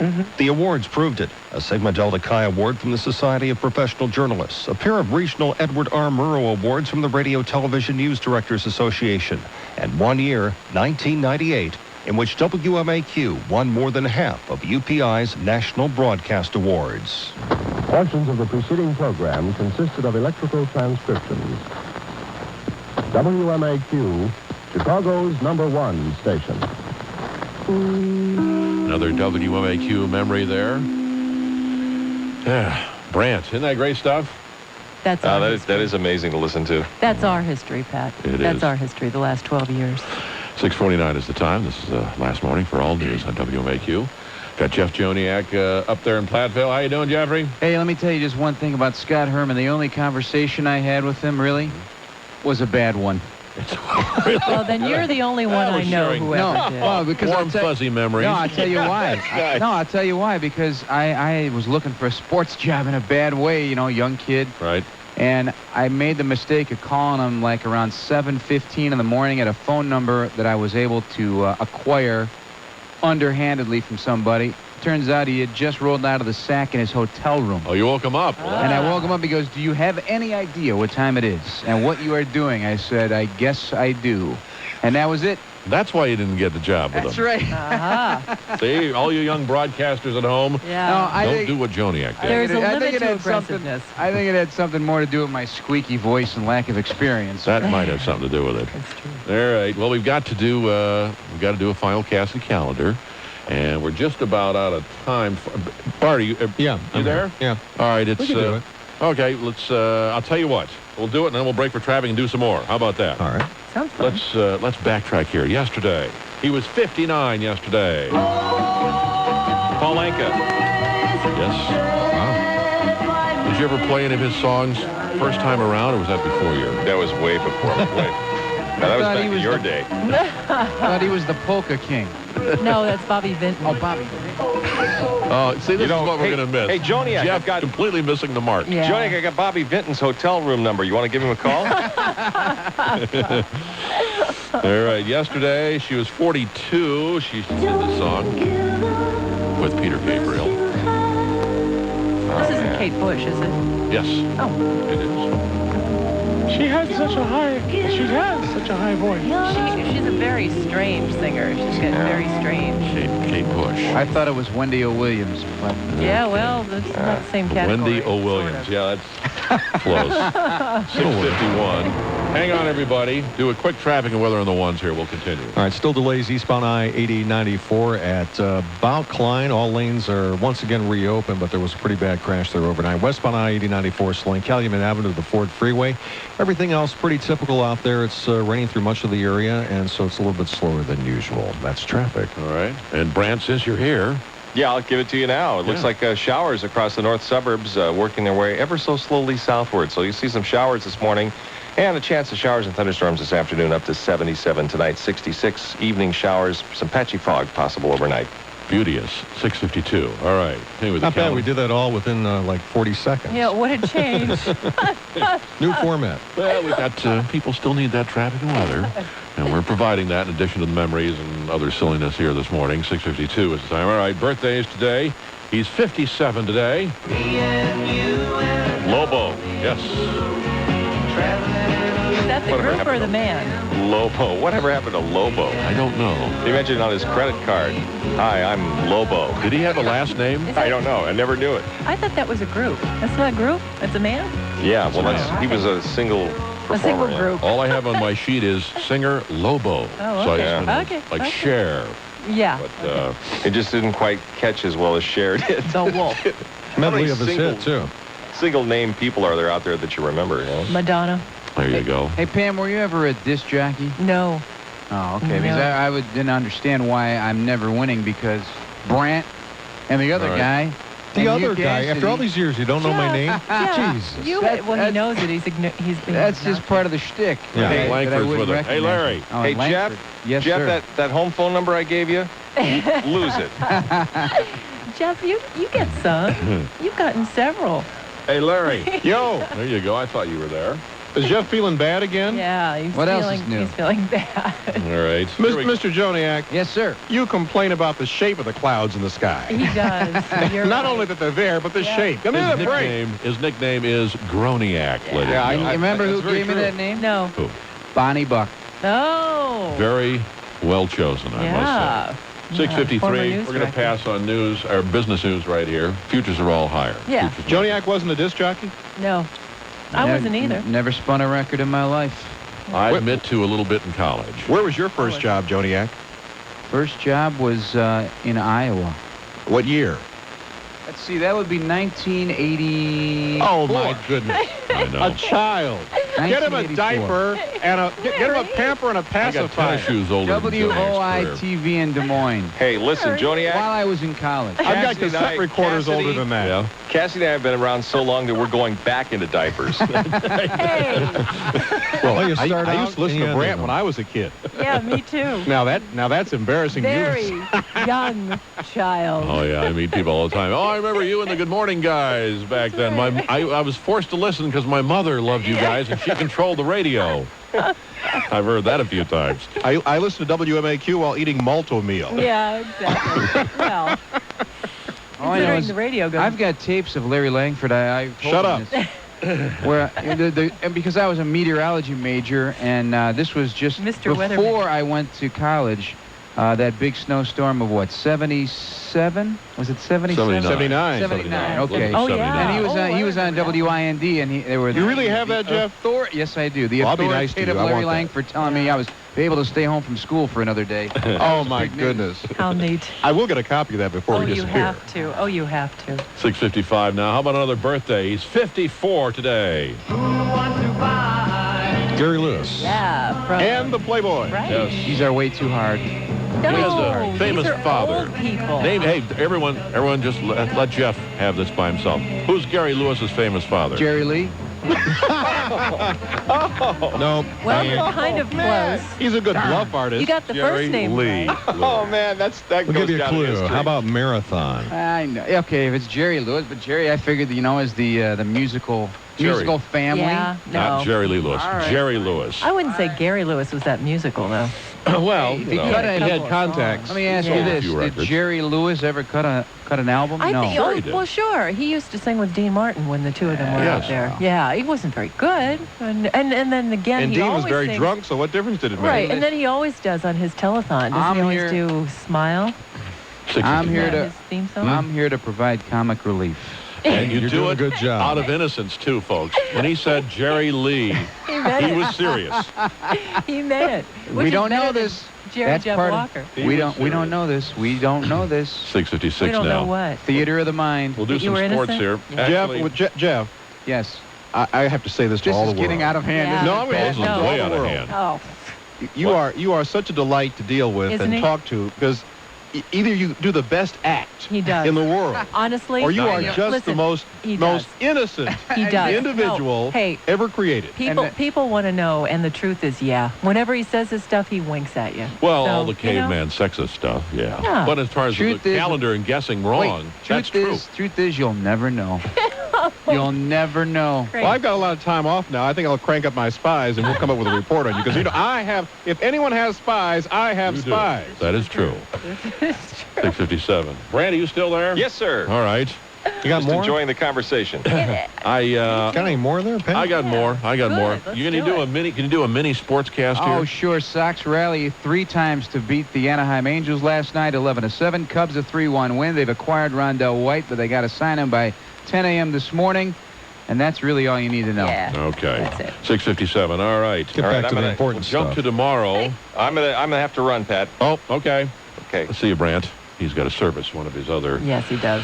one of his Clients. other clients, Yeah. as it were. Let me bring him down. Okay. 6:57. Tomorrow, August 1st, 1960. This song was released. I'm going to do the first couple of note bit. The Twist, Chubby Checker. There you Oh, go. wow. Come on, baby. I was 8. You were 8 years old. Can you believe that? As well. I don't think wasn't. I was ever 8. I wasn't born. Yeah, we know. All right. Tomorrow, looking ahead in 1981, MTV made its debut on cable stations across the U.S. This is the first video, this is the audio, the first video played by MTV. Very appropriate. That's the name of it right there. Yeah. Can you name the group? Bangles or ABBA. Buggles or... ABBA. No, it's not ABBA. Hell of a guess, don't you think? Yeah, it sounds a lot like him. The Bangles or something like that. The Buggles. It was the Bugles. Bugles. Yeah, It was something. whatever. Close enough. Bugles. Hey, give me a little something for the effort. A little something for the effort there. All right, so there you go. There's our final. That's it? How did Chubby Checker get his name? I don't know. For being fat. No, Just well, being chubby. He wasn't fat. He was. well, he was a little bit. You mean you guys really don't know the trivia on that No, one? uh-uh. It was a parody off of Fats Domino. Oh, Chubby Checker. Right. Get the checker? Oh, yeah. Checkers All right, and Bill, we'll be right dominoes. back in just a minute with more music. Some disc jockey came up with that, no doubt. All right, y'all, we're out of time. I was So, shut out appropriately in the final. in the final calendar, shut out appropriately. Completely shut out. Didn't even Started out sniff that one way, out. ended that way, Jeff. That's right. All right, see y'all later. That's Larry and Jeff and Bart. Brant was with us there, and by the way, I'm told we're going to continue the Cassidy calendar on WBBM in some form. Well, that's In terrific. some form. Good for you. Not right away, but in some form. Well, So, good. because we get a lot of feedback on that. A lot of people were going to miss it. But now That's they don't right, have to. but I don't know a lot of details, but in some form it'll That's be with good. us, and I'll be over there tomorrow. It's 6:59. You've waited long enough for Mercedes-Benz style, sophistication, and performance. Don't wait any longer. Come to Mark Motors Mercedes-Benz Center. They're on Northwest Highway in Arlington Heights for Mercedes-Benz election, service, and satisfaction. If it's happening now, you're hearing it now on WMAQ. We are all news, all day, every day. WMAQ Chicago. It is 7 o'clock in Chicago, Monday, July 31st. I'm Pat Cassidy, final morning for All News on WMAQ, along with Pam Reesmeyer. In the news this morning, a Bourbonnais man critically injured after his house exploded. Protesters will raise their voices in Philadelphia today as the GOP convention gets underway. Attorney General of Illinois will likely think twice before sending a package of clocks anywhere caused disruption for some of those GOP convention delegates, and a major defeat for Israel's prime minister in his country's parliament. Sports, Sox, Cubs win. Business news. The future's all higher now. We've got cloudy skies, patchy fog. Current temp at O'Hare, 67. Our favorite number. 7:01, traffic and weather on the ones. Here is Bart Shore. Still delays westbound I-80-94 from Calumet Avenue over to the Ford Freeway, and eastbound still slow from Torrance over to Klein. All lanes have been blocked for quite some time. Everything has reopened due to an overnight accident. Northbound tri-state delays at the 163rd and 83rd Street toll plazas, again at the Hinsdale Oasis, Ogden towards 31st, 290 almost all the way to the Northwest Tollway, pretty slow, and southbound busy too, 120 towards 137. Eden's at 28 in each direction. The Kennedy, O'Hare to downtown 40, 15 from Montrose, 10 Express, back outbound 1 hour towards O'Hare. Ike 33 in from Manheim, about an hour 8 all the way out to Route 53. On the Stevenson, 48 from the Tri-State to Lakeshore Drive. Both the Fort Freeway and I-57 are slow into the Dan Ryan merge. And the inbound Dan Ryan, 95th to downtown, now with 35 minutes. We have some rain moving through the area, so travel times will increase, allow extra time to get where you need to be this morning. That's WMAQ traffic. The Brant Miller forecast, scattered showers this morning, maybe a thunderstorm later. High 77, currently 67 degrees at 7:02. A 45-year-old Bourbonnais man, critical condition after his house exploded early this morning. Nursing supervisor says Greg Zuber had burns over 80% of his body. His house in the subdivision, 300 block of Meadows Road North in Bourbonnais, leveled by the blast. Some neighboring homes also damaged, natural gas suspected as the cause, but still nothing official there on the cause. The GOP convention gets underway today. The Republican Party is striving for an image of inclusion. Words such as together and compassion are heard often in Philadelphia, the convention's host city. But not everyone is swayed by the rhetoric. Protesters demonstrate in Philadelphia's center city.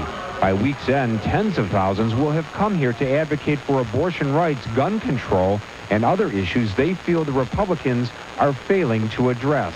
Feminist activist Patricia Ireland from the National Organization for Women. Bush and Cheney are not compassionate conservatives. They're ruthless reactionaries. Republican leaders say their new philosophy means that the protesters are being heard by delegates. Gary Baumgarten, CNN Radio, Philadelphia. As for tonight, among other speakers, the wife of George W. Bush, Laura Bush, at the GOP convention. 7:03 now. The state's attorney general may be just a little red-faced this morning. This involves the convention as well. Here is Pam Reesmeyer. Yeah, maybe next time Attorney General Jim Ryan will think twice before he ships a box of clocks to a city on the alert for bombs, Pat. Saturday, Illinois delegates to the Republican National Convention in Philadelphia had to be evacuated from their hotel because of a bomb scare. Turned out a suspicious package found by a hotel employee was a clock. The employee heard ticking from the box, called the police. Political heavyweights mingling out in the parking lot with some people from a Star Trek convention also in town. Clock was one of several that Jim Ryan gave to delegates and other Illinois guests at the convention. He shipped them out ahead of time. Says he alerted the hotel they were coming. Apparently not everybody got the word. Thousands of homes and businesses remain without power after a day of heavy rain and flash flooding. Northeast of Philadelphia, the rain, more than 7 inches in some areas, put streets underwater. And Israeli lawmakers have dealt a setback to Ehud Barak, defeating Barak's choice for president. Former Prime Minister Shimon Peres was defeated by a little-known opposition member of Parliament. It's 7:04. Brant Miller weather coming up. Everyone at the Max Matson Auto Group wishes the entire staff of WMAQ the very best, because that's what you've been during our long and rewarding relationship. Like an old friend, you will be missed. So long, WMAQ, from Max Matson. Get ready for change. This is Pat Cassidy as WMAQ goes away. Change your radio to 780 AM. WBBM for news, weather, traffic, sports, business, and me. Teamed up with Felicia Middlebrooks in the morning. That's 780 on Tuesday, August 1st. Make the change. You can make a difference in the community. Donate your operable car for a tax deduction to the Salvation Army's Vehicle Donation Program at 1-877-SA3-AUTO. Don't just make a donation, make a difference. 7:05.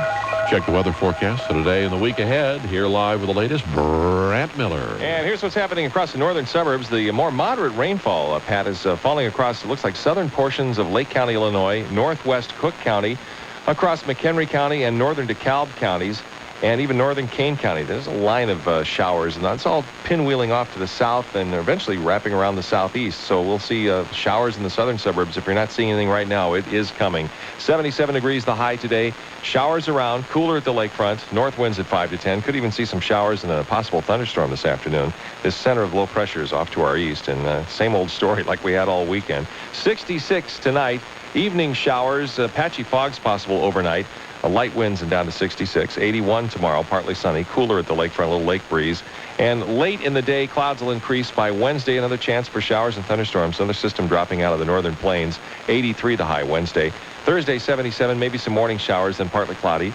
Cooler at the lakefront. And Friday, 78, partly sunny, cooler at the lakefront. You don't need to water this week, it appears. Current temperature is 66, west wind at 10, headed to 77. Rain in our forecast today. This is Brant Miller, WMAQ 670 Weather. Pat. Thank you, sir. 7:06 is the time, thanks to the Thomas family of Brookfield, Illinois. Pam, they just stopped by. They wanted to come by. Oh. And say hi. Yeah. They've been listening to us for a lot of years. Brought us some food. Oh, that's good. I got a call from a listener yesterday at home. Found my home number through my father. Really? Thanks, Dad. Yeah. But she's a very sweet lady, and she says that this is really hard for her. It's like a death in the family for her because we've been her station for so long. Yep. 7:07 is our time because this is it.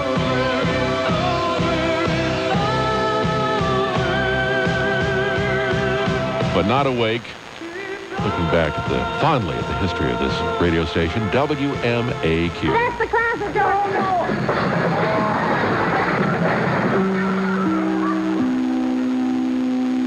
And now, a WMAQ memory. Another page from the 78-year history of Chicago's oldest radio station. There are a number of clearly great stations in Chicago, WGN, WBBM, WLS. But I think for some reason as a kid when I grew up and listened to radio, it was MAQ that I gravitated towards. And I thought there was something special about it. And I thought that if I were to ever be in broadcasting, that I would like to work for a company with a call letters WMAQ. Unofficial NBC Chicago historian Rich Samuels is by no means alone in his assessment of WMAQ's place in Chicago's broadcast history. Radio historian Chuck Shaden agrees. In that order, WMAQ, WBBM, WGN. I would say that when you look back at the history of the station, from the beginning of all the broadcasting and stuff on the WMAQ has always had the prestige and the regard that they deserve as a broadcast entity in Chicago. Those who worked at WMAQ agree for many different reasons. Shaden says he always perceived most staff announcers wearing suits, but WMAQ's wearing tuxedos. And he says Hugh Downs personified that era. Downs recollects. It was the best station in town. I know there was CBS and Mutual at the time. Actually, there wasn't any ABC, because when I was there, when I started there, ABC didn't exist yet. It was the Blue Network of the National Broadcasting Company, and both of them on the 19th floor of the Merchandise Mart at that time. So it obviously was the best place in town to work. Chicago native Jerry G. Bishop enjoyed the ability to entertain the early 70s audience. I was, to me, doing the best radio I ever did, because I was allowed pretty much complete freedom. Clark Weber enjoyed the atmosphere. Had a lot of fun. 1974, 1975, when I worked at WMAQ, and a lot of hijinks and a lot of innovative things took place back in that period of time. Bob Sirrott says he learned at the feet of the best. The best people were always at NBC, whether it was radio or television. Historically, they got the cream of the crop, and I was lucky enough to watch and learn from the people, both on the air and off the air. Great managers and some great talent. While WMAQ radio is history, the 50,000-watt Continental and Harris transmitters will continue to broadcast across the Midwest and beyond. All News architect Scott Herman, his 1988 News Director Jim Frank, and Operations Manager Cheryl Morton Langston put this spin on WMAQ's passing. 67 has always been the most innovative AM signal in Chicago. That's true. And whether it was country music or whether it was talk radio or whether it was our brand of all news, and now it'll be sports. Yeah. And I think it's always been the one place, and not only is it one of the great signals in America, but it's always been a place for cutting-edge, innovative radio. WMAQ Memories was written and produced in July 2000 at the WMAQ NBC Tower Studios by Bob Roberts. Engineered by Richard Strong and Bob Roberts. Special thanks to the Museum of Broadcast Communications, Chuck Shaden, Rich Samuels, John McDonough, and King David McKenzie, without whom this oral history would have been impossible to present. WMAQ Memories is dedicated to the thousands of employees of WMAQ over the years, from its first employee, Judith Waller, in 1922, to Lauren Flores, hired June 12, 2000. It's been an honor and a pleasure to serve and inform. Thank you for allowing us into your homes, for me since 1978, and for all of us at WMAQ Radio since 1922.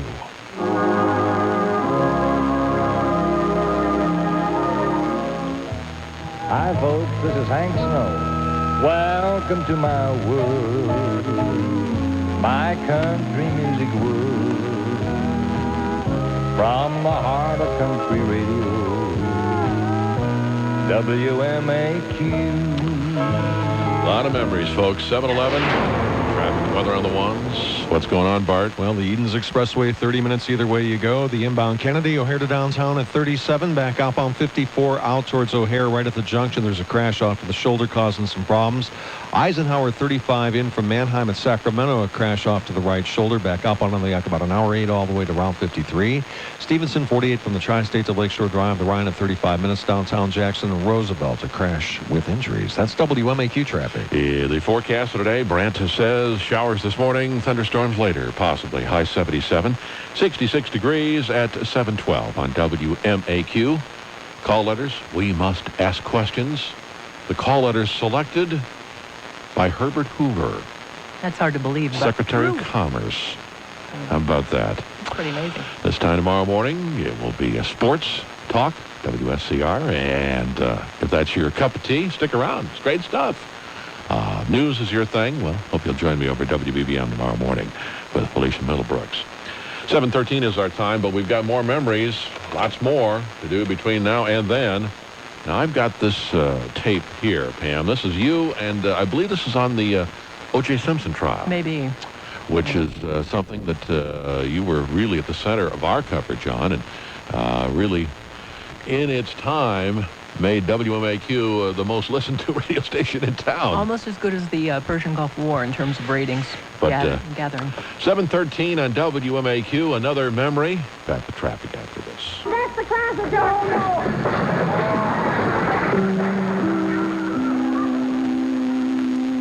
And now, a WMAQ memory.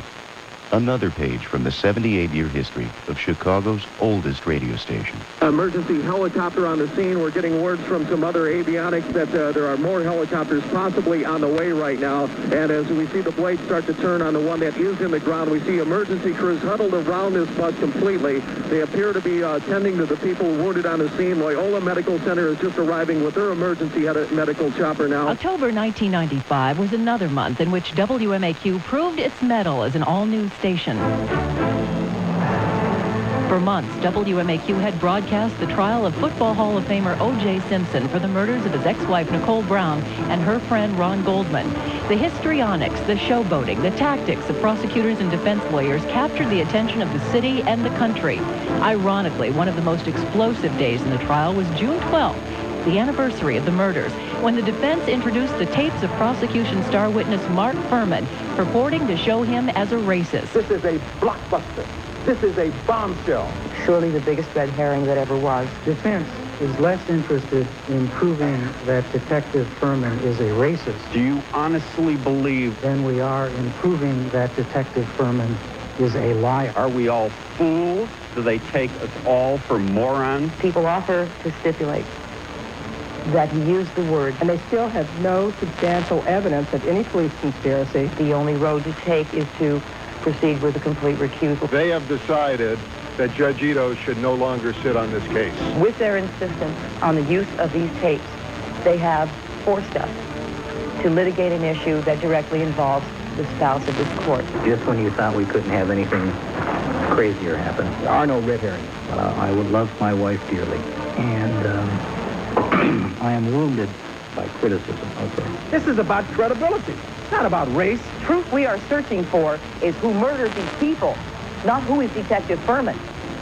If there was any opportunity for anyone to plant that evidence, to plant that glove, it would be a different story. And now we can establish that innocence through their lying witness. Whether or not he used the N-word at some point in the remote past is not a material part of this testimony. We know we have failed to prove a conspiracy. We know that we can never prove anybody planted the glove, or the blood on the sock, or the blood on the gate. This man has committed perjury. There's no reason to dance around this. And they're caught between a rock and a hard place, because no matter how badly they want to paint somebody to be the villain in this case, other than their client, the truth of the matter is all of the arrows point to the defendant, because that's the mountain of evidence that exists that he cannot get away from. When the acquittal came in, October 3rd, WMAQ aired hours of reaction from prosecutors, defense lawyers, advocates for battered women, and listeners. Simpson called CNN's Larry King Live that night to react, and WMAQ listeners heard it as it happened. On the phone now is O.J. Simpson. How are you? I'm doing fine, and one, I want to thank you a lot, because so many of my friends have told me that you've been fair in hosting your show and bringing the points of view from both sides. I want to thank Mr. Calhoun for taking the time out of his life. I know it had to be tough for him, and most of all, I want to thank that man, Mr. Johnny Cochran, for believing from the beginning, listening, and putting his heart and soul on the line to send me home and spend time that I'm spending right now with my kids. The trial and the verdict propelled WMAQ All News 67 to its highest rating since the Gulf War. October 25th, 7:10 a.m., a Metra commuter train slammed full speed into a bus filled with students bound for Cary Grove High School. Its driver was unaware that the train was bearing down. 7 students died, 30 were injured.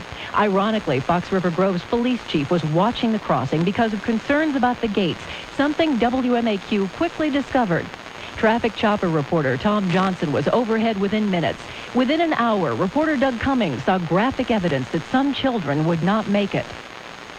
Well, the first thing that I can say, and the worst about this, is the parents. I've seen a number of parents of children who were on the bus walking from the scene being told where the hospitals are, that their kids have been taken. They've been walking away. The looks on their faces are just incredible of shock and terror, really. They don't know the shape that their kids are in. John Pride coaxed one of the surviving teens into going on the air and telling of the horror inside the bus. I was sitting about the 4th seat to the front. When the kids sitting in the back saw the train, that everybody started running, or what happened? Well, the last thing I remember is that everyone started shouting, to the bus driver to get out the way. And then I saw some kids run to the front of the bus.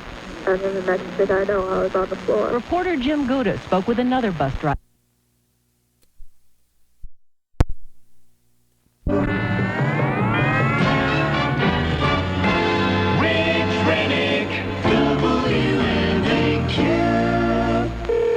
Hello, and how may I help you? Yes, hi. I had a question about my phone bill. It says I called someone in Iraq 14 times for a total of 861 hours last month. And what's the problem, sir? I don't know anyone in Iraq. Are you sure? Yes, I'm sure. Maybe a friend you think lives in Fresno really lives in Iraq. Look, I don't have friends in either Fresno or Iraq, okay? Plus, there aren't even 861 hours in a month. Are you sure?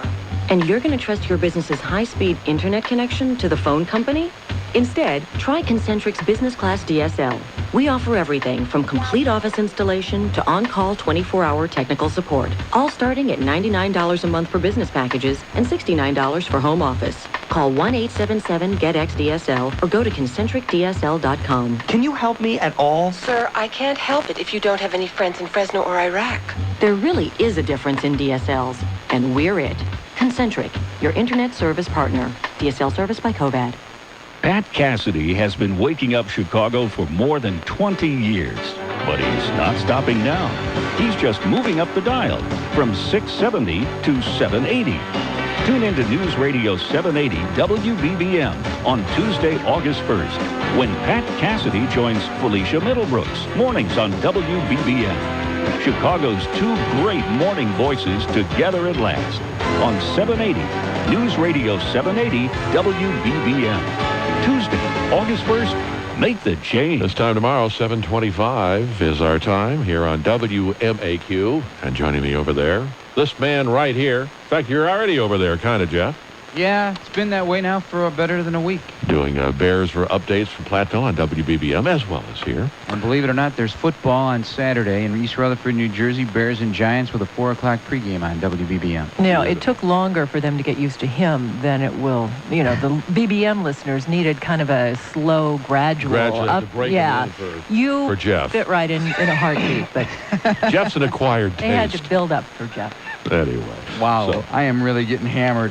That's because you're way up there in Wisconsin. You can't defend yourself. Yeah, well, he couldn't defend himself. It's the last day, If you can't get your shot in now, and it's you over. always take shots at your friends. Yeah, so. Absolutely. Anyway, yeah, you're right. Football on WBBM this weekend. I can hardly wait, man. This is going to be a good season. There was some preseason games on last night, watching the Browns and Eagles play, and just whet my appetite, that's for sure. Dennis Miller debuts tonight. Yeah, San Francisco 49ers in the Monday night game against the Patriots. So we'll see how funny he really is, or what I don't exactly know what he's going to do. I have no clue. I guess that's part of the intrigue. I suppose.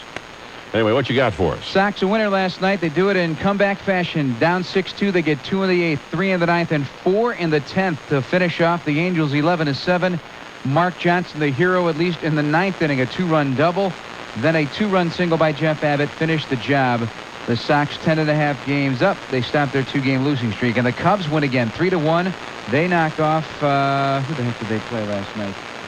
Who? Oh, I don't know. 3-1. He's talking about the Cubs. Giants. Giants, thank you. Lieber's 10th win, goes the distance on a 4-hitter. Sosa hits his 32nd. They traded for Rondell White, but they got to sign him by 10 a.m. Otherwise, the deal is wiped out. Henry Rodriguez could be going in that deal. White is a left fielder, but he's been on the disabled list since July the 8th. I'm Jeff Joniak, WMAQ 670 Sports. Thank you, Jeffrey. Lots more memories coming up. It's 7:27, WMAQ. 66 degrees at O'Hare, going up to 77 today. Now focus on the family. I love kids, don't you? I like the way they think and the way they talk. And especially, I like to read the things that they and their parents write to me. For example, an 8-year-old girl named Brandy wrote to thank us for a magazine that we published called Clubhouse. She said, "Thanks for letting me join in the club. And thanks to my aunt. You guys are really nicey.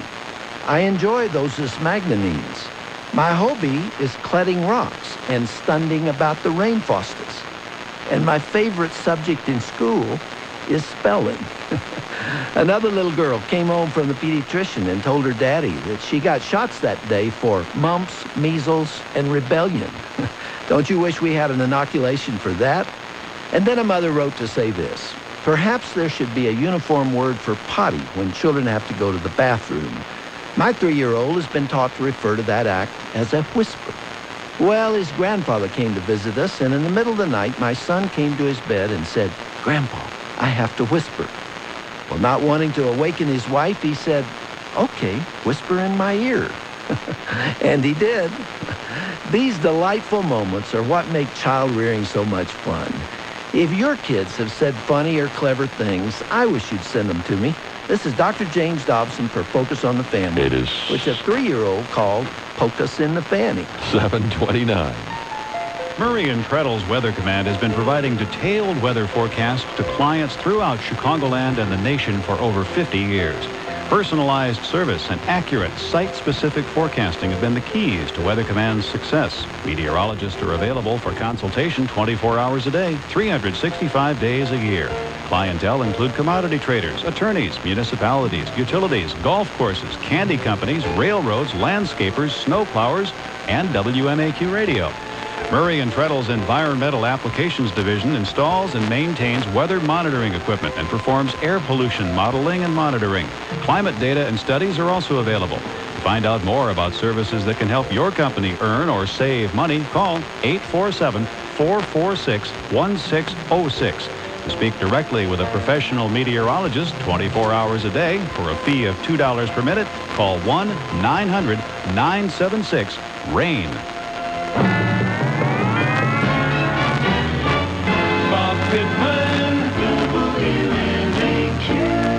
One of the country jocks at WMAQ, Bob Pittman, who went on to create something called MTV. He's now involved with Time Warner, AOL, some kind of way. Part of our illustrious history on WMAQ, which we'll continue to look back here fondly here on the final day of all news and the final day for the call letters, WMAQ. Check the lottery numbers for you quickly now. The pick 3, 3, 6, 4. The pick 4, 5.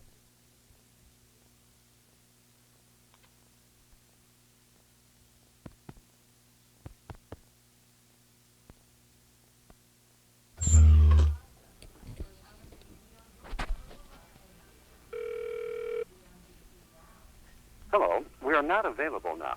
Please leave your name and phone number after the beep. We will return your call.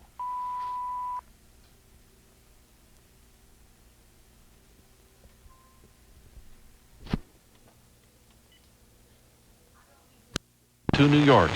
Investigators continue to look into the death of an 8-year-old boy at a construction site yesterday. Sports, Sox win in 10, Cubs victorious. Business, Tokyo stocks close lower, London gold opens lower, S&P futures up about 5, NASDAQ futures up 50. We've got light rain, patchy fog in Chicagoland. Official temperature now 66. 7:31, traffic and weather on the ones. Here is Bart Shore. Right now, the Q-Cam in focus at the Northwest Tollway route, about Route 53, and a pretty good-sized thunderstorm rolling through the area right there. Really dark out that way. Out in Palatine, not too far away at Baldwin and Dundee, a crash with injuries. And not too far from there at Wooddale Road in Thorndale, another accident with injuries. Other than that, a little bit slower than usual where it's raining this morning. The Edens at 26 inbound, 44 back to Lake Cook Road.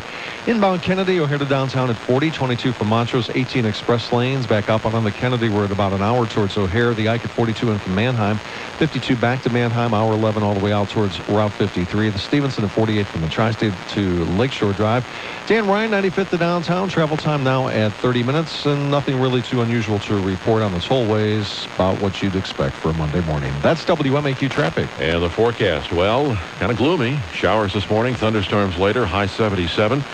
Tonight's low 66 with more rain, some patchy fog possible tonight.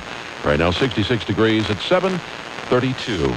The convention hall in Philadelphia is ready, and the GOP delegates are gathered for this year's convention.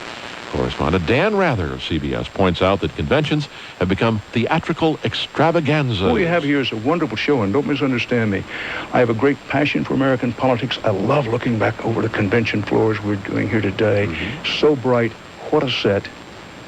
But I am a little sad about the fact that it's all a show. This is another television show, and the criticism of some of the producers of this Republican convention television show, as with producers of the Democratic Party's television show to be held later in Los Angeles, is, gosh, why don't you show our show and talk about our show all day and all night for 4 straight days? Some protesters confronted police last night, but there were no arrests. Police say they are willing to bend over backward to accommodate peaceful protests expected today around the GOP convention hall. The kickoff of the party's convention is today. Delegates tonight will hear appeals to women, minorities, and moderates from retired General Colin Powell and from Laura Bush, the wife of George W. Bush. 7:33 now. A British Airways Concorde flying from London to New York had to make an emergency stop in eastern Canada. There was an odor of fuel in the cabin. Taking no chances, the pilot steered the British Airways Concorde to Newfoundland. On board, singer Tony Bennett and musician George Benson. One passenger immediately thought of last week's crash, although he says there was no panic on board. Earlier in the day, another British Airways Concorde was not allowed to leave London because of refueling problems. Sean Adams, CBS News, Kennedy Airport, New York. 7:34 on WMAQ. An investigation underway into the death of an 8-year-old boy killed at a construction site. With details, here's Pam Reesmeyer. Pat Evan Rohrer died when a large pile of sand collapsed on top of him as he played with friends at the construction site in Glenview. Police say the boy and his 13-year-old cousin had been to the site earlier in the day. They were looking for wood for a boat they were building. He returned later. He was digging into a big pile of sand, the 1200 block of Depot Street, when it fell on top of him. He was asphyxiated. The Sun-Times says city officials are looking into whether there was adequate fencing around this construction site. Condominium is being built there by New England builders. 7:34, Brant Miller weather coming up. Basketball, Chicago, Tuesday night. Packed house, down by 1. Section 101, row 19, seat 4, sits Jim Piazza, veritable superstar in the fastener business. 2 seats over sits Rod O'Connor, owner of a metal stamping plant, someone in the middle of a full-court press for the fastener market. 2 potential partners, 2 perfect strangers, 2 seats apart. If only they could meet, maybe through a pass-down the hot dog ritual, a high five, anything. Come on, guys, connect. Sorry, but not on this night. O'Connor wants to get a jump on traffic, and he's making an early exit. Excuse me, can I get out? Thank you. The point? It's all about who you know. In business, your network is your lifeblood, and one of the best network enhancers in the business is LaSalle, a bank tapped into the middle market scene, a bank skilled at matching up connections and making introductions that solve problems and lead to wins. LaSalle, the bank that works. It is 7:35, WMAQ. Check the weather forecast with Brant Miller. And Brant, after your forecast, I've got, as you know, we're looking back fondly at the history of this great radio station. And I've got a little commercial I'm going to play for you. A very famous person, last person on earth you figured to be doing a commercial, right, Pam? Yeah, absolutely. On our airways from 1948. You're really going to get a kick out of this. But, okay, great. What's the scoop today? Looks like the rain is with us today, and more moderate rainfall is falling across Lake County, Illinois, and McHenry County, and the northern portions of Kane and DeKalb County, and even northwest Cook County seeing some rain showers this morning. South and east, not seeing that much right now, but we'll continue to see this activity work its way to the south. So the rain is in our forecast. Showers this morning, 77 degrees, cooler at the lakefront. By afternoon, a chance for some scattered showers and thunderstorms. North winds at 5 to 10. Tonight, 66, evening showers, ending partly, well, we'll see some partly cloudy skies overnight. I think some patchy fog's possible down to 66. 81 tomorrow, partly sunny, cooler at the lakefront. And then Tuesday night into Wednesday, the next system starts to arrive. Wednesday, scattered showers, thunderstorms, 83. Thursday, 77, some morning showers possible. Then partly cloudy, cooler at the lakefront. And Friday, 78, partly sunny, cooler at the lakefront.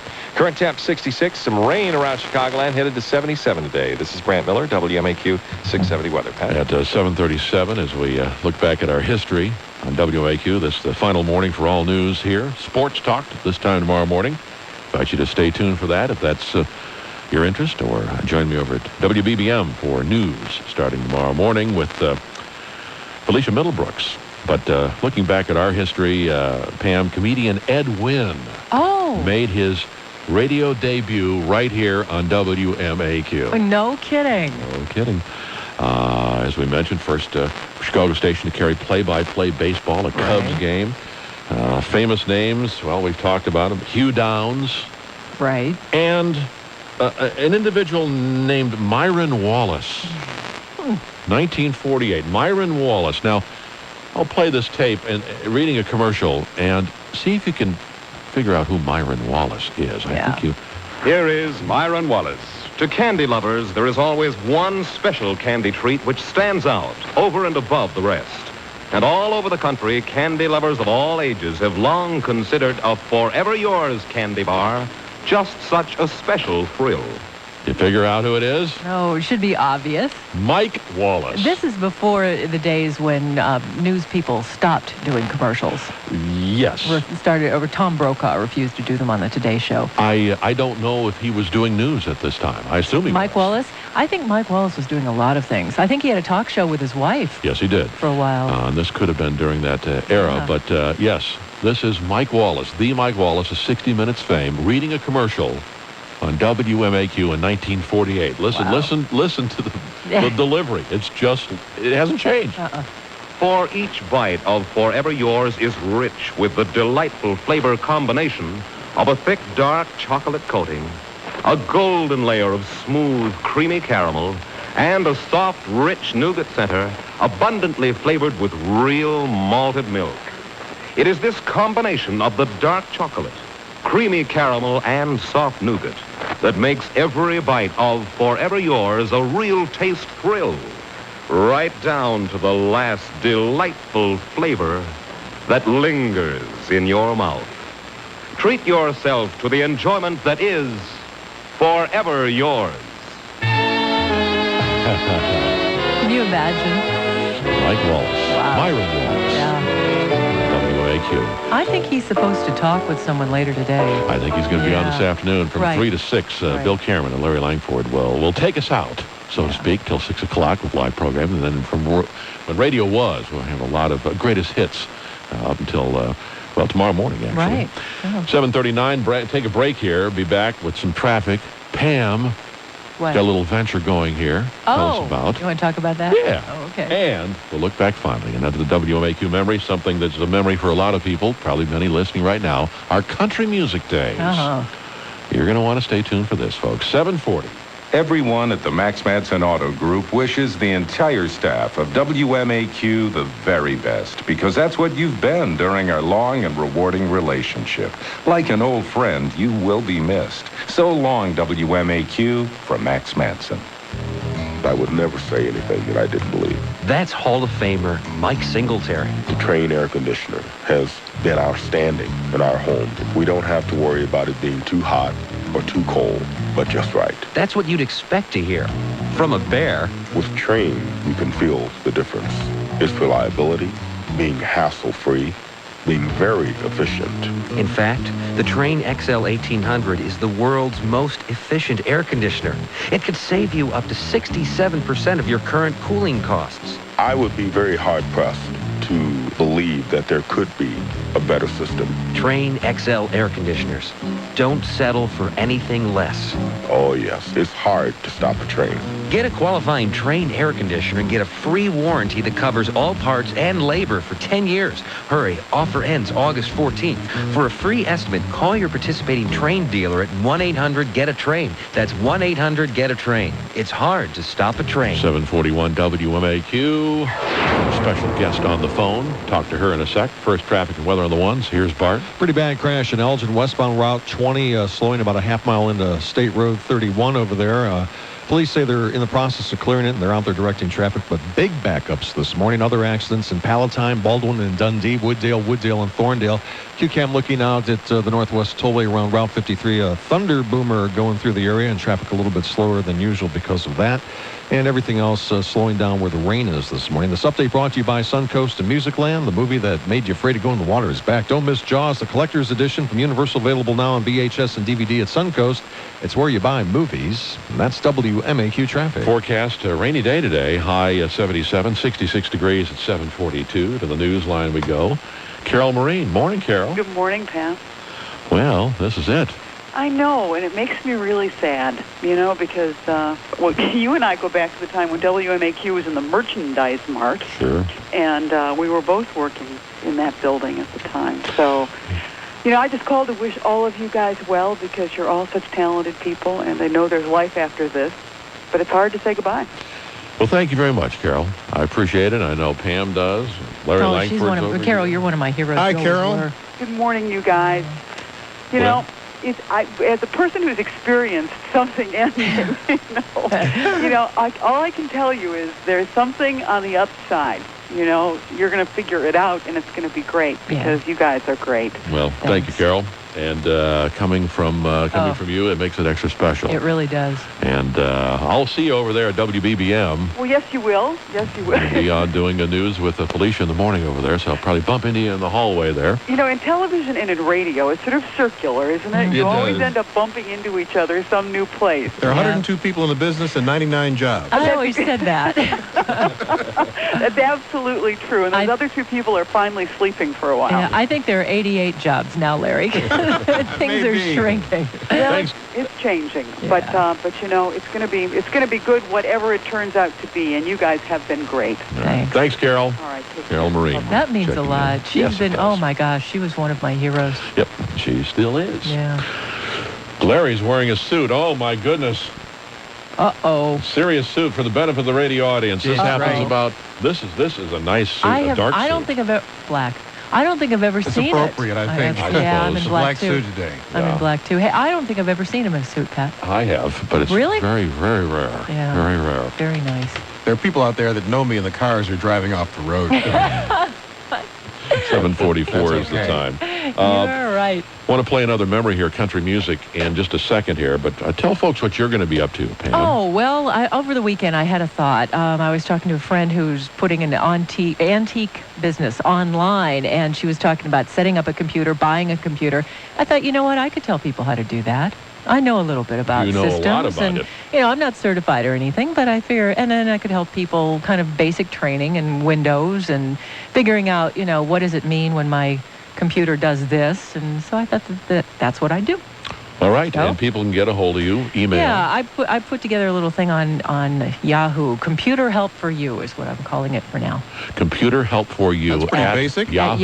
Well, everything was taken. Computer Wizard was taken and all, Computer Magic, so But to repeat, Computer Help for You at yahoo.com. All right. Yeah. Larry, what are you up to? I'm looking for a job. Hey, well, I am too still. Entertaining offers. Larry, you come in with me. You've got more technical expertise than I do, so together we'd I be figure I killer. gotta. Let's see now. I've been a firefighter. I've been a copper. I've been a reporter, electronics technician, Politics, build Radio station owner? No, I'm too honest for politics. Oh, I see. that's All true. right. My problem is I will tell the truth. Yeah, that is very true. Radio station owner?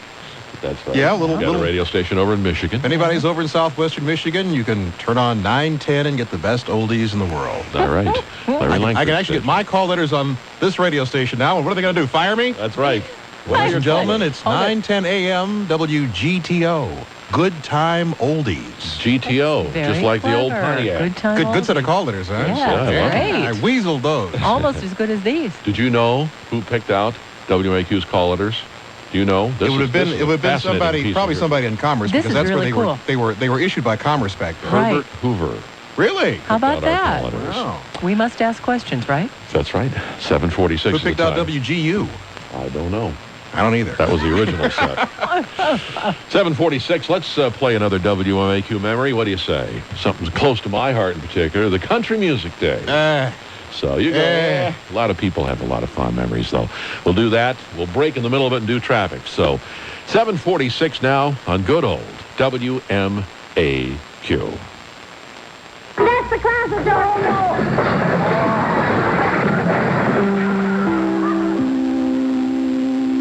And now, a WMAQ memory. Another page from the 78-year history of Chicago's oldest radio station. Hi, folks. This is Hank Snow. Welcome to my world, my country music world. from the heart of country radio, WMAQ. At the age of 53, WMAQ donned a Stetson and went country. This is the day the Lord has made. Let us be glad and rejoice in it. That's my favorite passage from the Bible, and it seems somehow appropriate this morning. Good morning. This is Lee Sherwood from Country Music Radio as WMAQ in Chicago begins a whole new life, playing the best country music in the whole world. And we're pleased to have you with us on this historic morning at 67Q, WMAQ in Chicago. And I'm glad you're here because we got so much to share with you this morning. We'll get to all of this morning. I hope you stay with us. It's 12 minutes after 6 from Country Music Radio.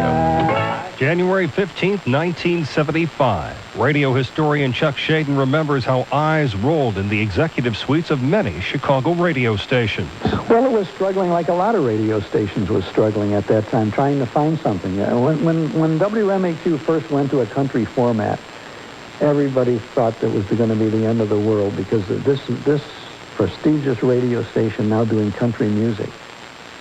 In a 1981 promotional history of the station, midday personality Terry Stevens explained the station's philosophy. The station made what was considered a daring, risky move, changing its format to country music and launching its famous WMAQ is Gonna Make Me Rich promotional strategies.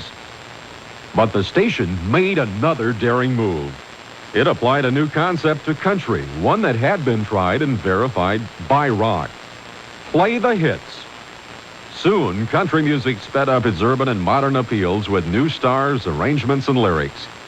It truly became a popular music everywhere.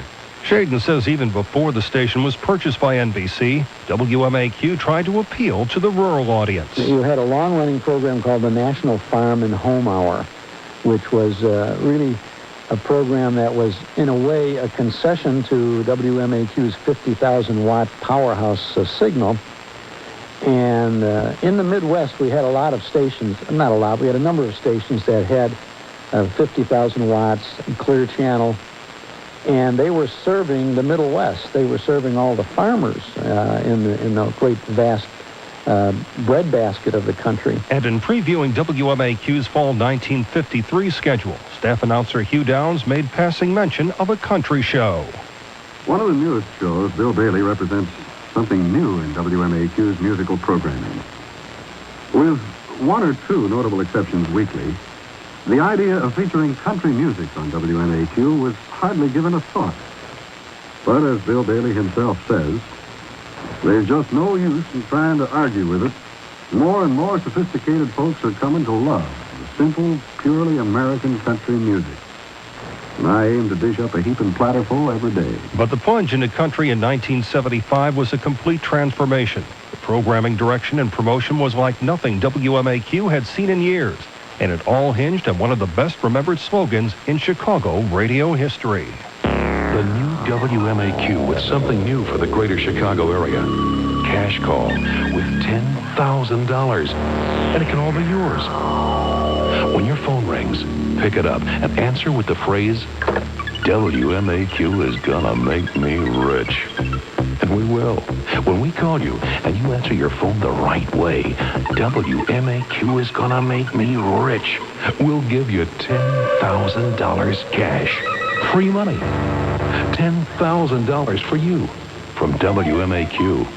7:50 is the time. We'll get back to that WMAQ memory here in a minute after traffic. But Larry, one of the greatest radio slogans of all time. You can go back to 88 or as recently as last week. I'll pick up the telephone, call one of the police departments. Hi, it's Larry Lang from WMAQ trying to get some information. Oh, WMAQ is going to make me rich. Yep. Well, wait a minute, lady. I'm trying to find out about a homicide that happened in your town. Oh, but I listen to you guys all the time. I said, that's an old thing, man.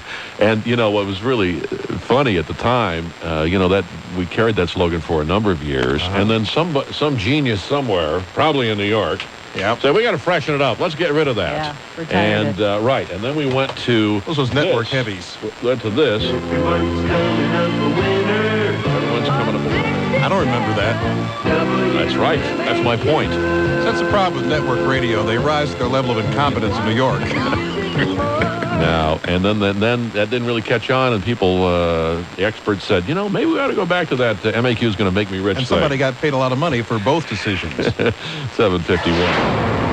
get back to our memory country music here in a second. Traffic and weather on the ones. What's going on, Bart? Eden's Expressway, 26 inbound, 44 back towards Lake Cook Road. If you're traveling the Kennedy, O'Hare to downtown, 40, 22 from Montrose, 18 Express, about 53 back towards O'Hare. Pretty slow going from Fullerton to the Northwest Tollway. If you're traveling the I-55 in from Manheim, hour 20 all the way back out to Route 53. Stevenson at 48 from the Tri-State to Lakeshore Drive. The Rhine now at 32 minutes. And that is WMAQ traffic. Now, Brant's weather. Showers across Chicagoland this morning, mainly in the north and northwest sections, but overspreading the entire city. 77 degrees, the forecast high.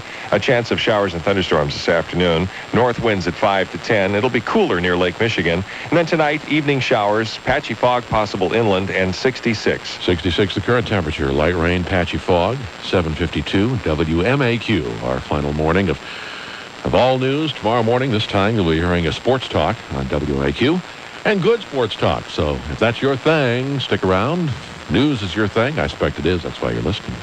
I hope you join me over at WBBM tomorrow morning. I'm going to surely be listening to you. I'm going to get up early and listen very carefully. Won't you be here anyway? Well, you're going to be signing us off. Right. 6. That's right. Yeah. I'll be reading the last words. That's right. I think we have an all-night vigil planned or something. Have you been polishing up the last words? Well, yeah, I've been thinking of 55 different scripts.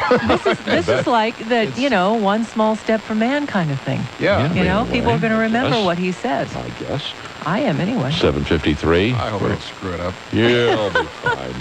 7:53. I hope God too. We're gonna pass on business here. Not a lot happening there. Futures are all higher.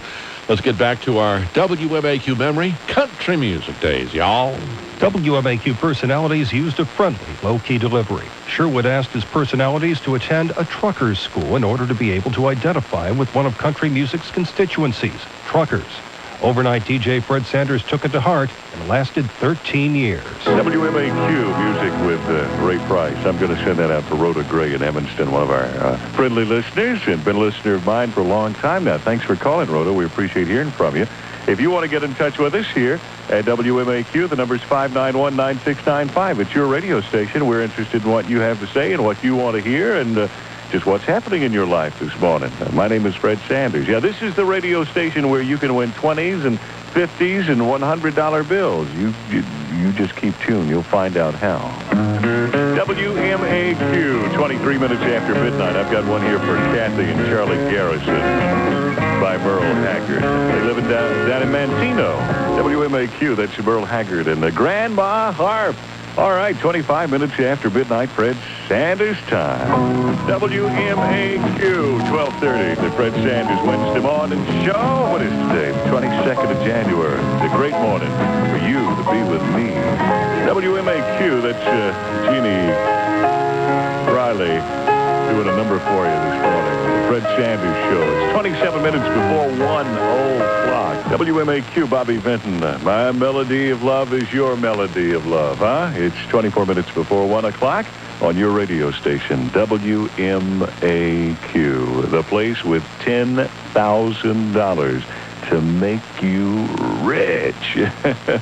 All right, what do we have going this morning? Had a really nice call from Amos Johnson, who drives for Alan Kinney, who drives a big white Freightliner. He's from down in Oklahoma, and he's listening to us this morning. Amos, we'll be getting your record just as soon as we can. I just wanted to give you a big old country music salute.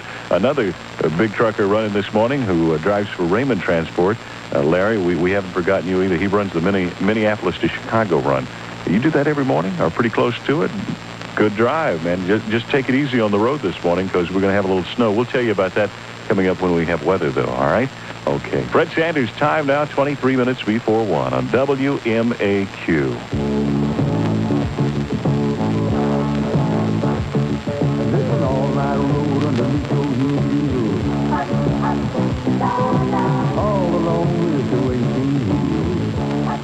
Stevens said in the 1981 promotional history that country music once again made WMAQ a dominant force in the Chicago market.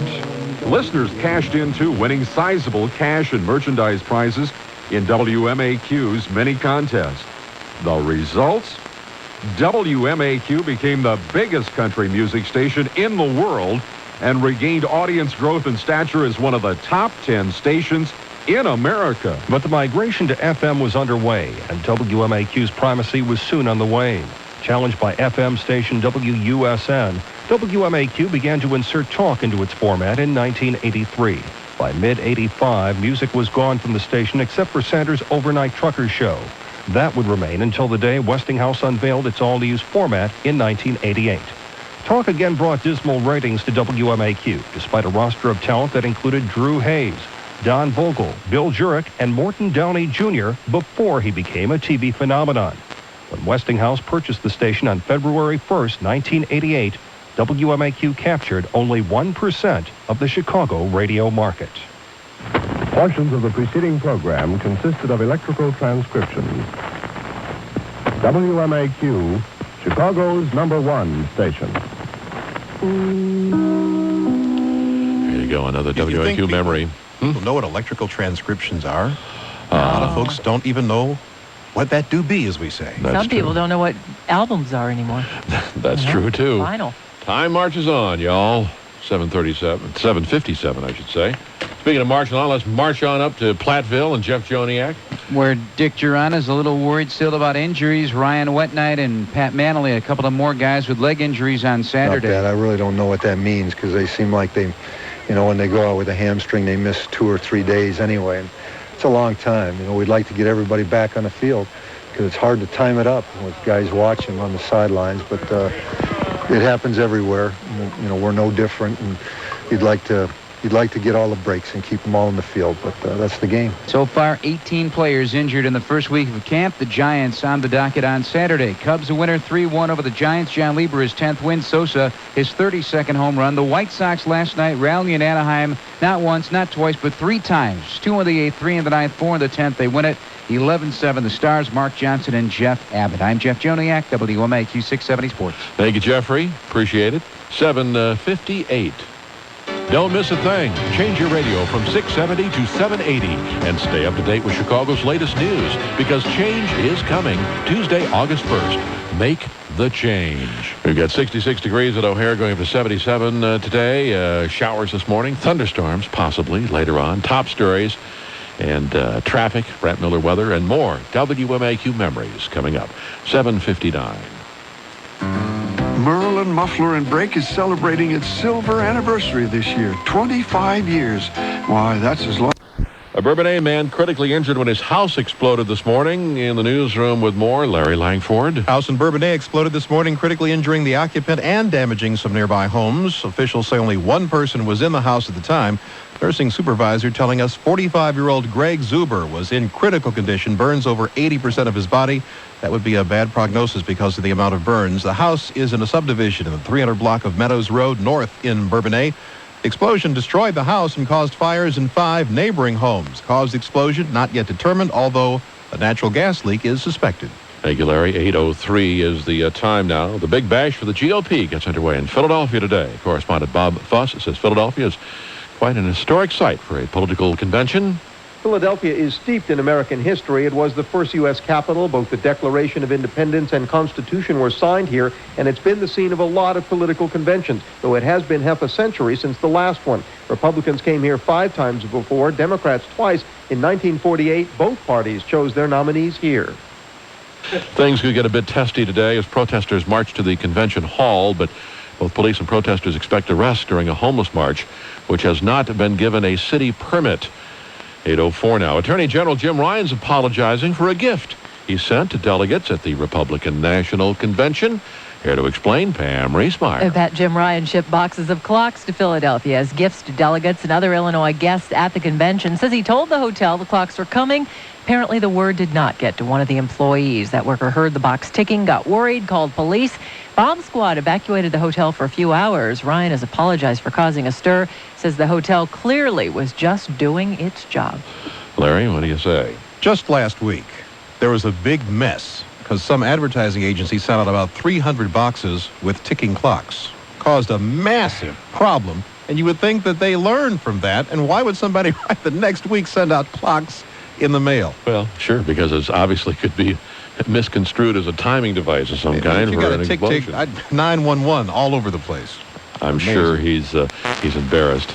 8:04 is the time. Some scary moments for passengers aboard a British Airways Concorde flying from Britain to New York. The jet had to make an emergency landing after the smell of gas was detected in the cabin. Correspondent Sean Adams says officials didn't want to take any chances. In the words of a British Airways spokesperson, this was purely precautionary. They say they would do this in any circumstances, not necessarily in light of last week's crash. It started off when there was an odor of fuel detected, and the captain, taking no chances, decided to divert the Concorde to Newfoundland. They say it smelled like gas, although one passenger said it smelled like bad perfume. Yeah. So What's that clicking in the background? You getting your picture taken? there's some pictures being taken here. 8:05 on this, our final day of all news on Somebody WMAQ. said that I had a suit on. They had to come and take a picture. Grant, Larry Langford's here wearing a suit. Memorialize that. You just want to that's send a for TV sure. crew from Channel 5 over here for that? Send the guys upstairs. Capture this. Yeah. All right. Never see the likes again. A little green on our radar screen this morning. There's some showers across Chicagoland, and they're ever so slowly moving southward. The heaviest amounts seem to be across southern Lake County in Illinois, McHenry County, moving into northern Kane County, and northern Cook County. Downtown, not seeing a whole lot right now, but we'll see some showers moving in. 77 the high temperature today. Cooler at the lakefront. More showers, maybe a thunderstorm possible this afternoon. North winds at 5 to 10. Tonight, evening showers. Eventually ending. Patchy fogs possible. 66 the low. That patchy fog in outlying areas. Light winds. Tomorrow, 81. Partly sunny. Cooler at the lakefront. And then tomorrow night, the clouds thicken. Wednesday, a chance for showers and thunderstorms. The next system dropping in from the northern plains. 83 the high ahead of it. Thursday, 77, a chance of showers early, then turning partly cloudy, cooler at the lakefront. And then Friday, 78, partly sunny skies, cooler at the lakefront. Current temp 66, headed to 77. Some rain in our forecast today. This is Brant Miller, WMAQ 670 Weather. Pat? Thank you, Brant. We've got more WMAQ memories coming up. Of course, another traffic update as well. Stay with us. It's 8:07. This is the end. Beautiful prayer.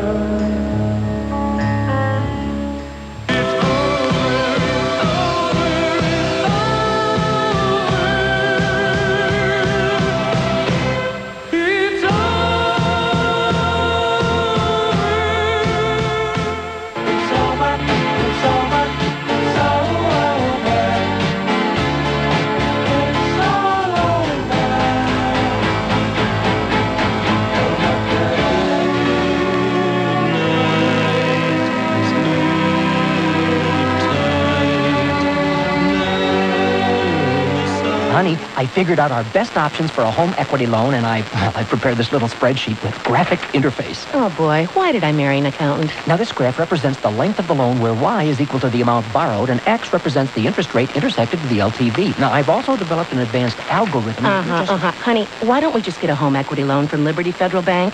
With a Liberty Federal home equity line, it's simple. We get one rate, whether we borrow $2,500 or $300,000. And at 0.5% below prime for the life of the loan, that's one good rate.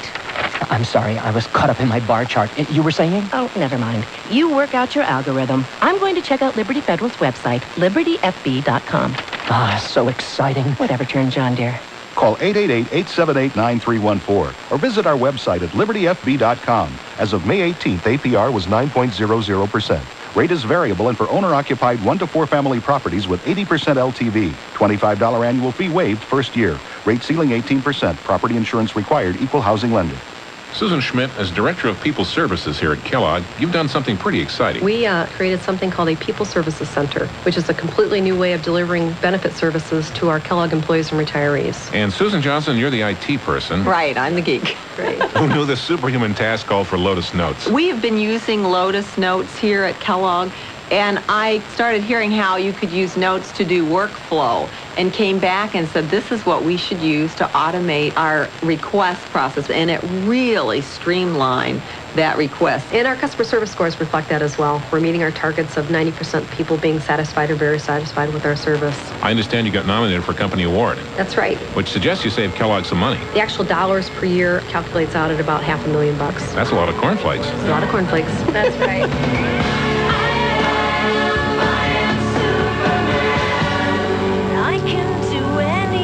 Go to Lotus.com/superhuman software for more ways Lotus helps e-business people work together. It's 8:09 now on WMAQ. Lost your mic flag. My mic flag just fell off here. Do you know that every single one additional Mike flag that was stashed in Krauser's office has disappeared. It's walked. Gee, wonder what happened. Folks, if you don't know, and I'm sure you don't, when you see a microphone stuck in someone's face and it's got a little plastic collar around it that has the call letters of the station, you see it on TV a lot.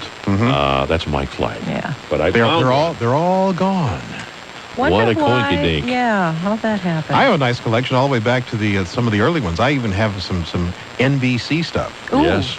really? A lot of that paraphernalia. This NBC, of course, owned this here radio station up until 1988 when it was bought by I used to have one Westinghouse. from Boston, but I don't have one from here.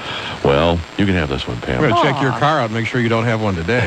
Yeah, really. I know you've got a little perspective over there, Pam. Yeah, Bruce Dumont, who's the president of the Broadcast Communications, Museum of Broadcast Communications, he's reflecting back on the end for WMAQ.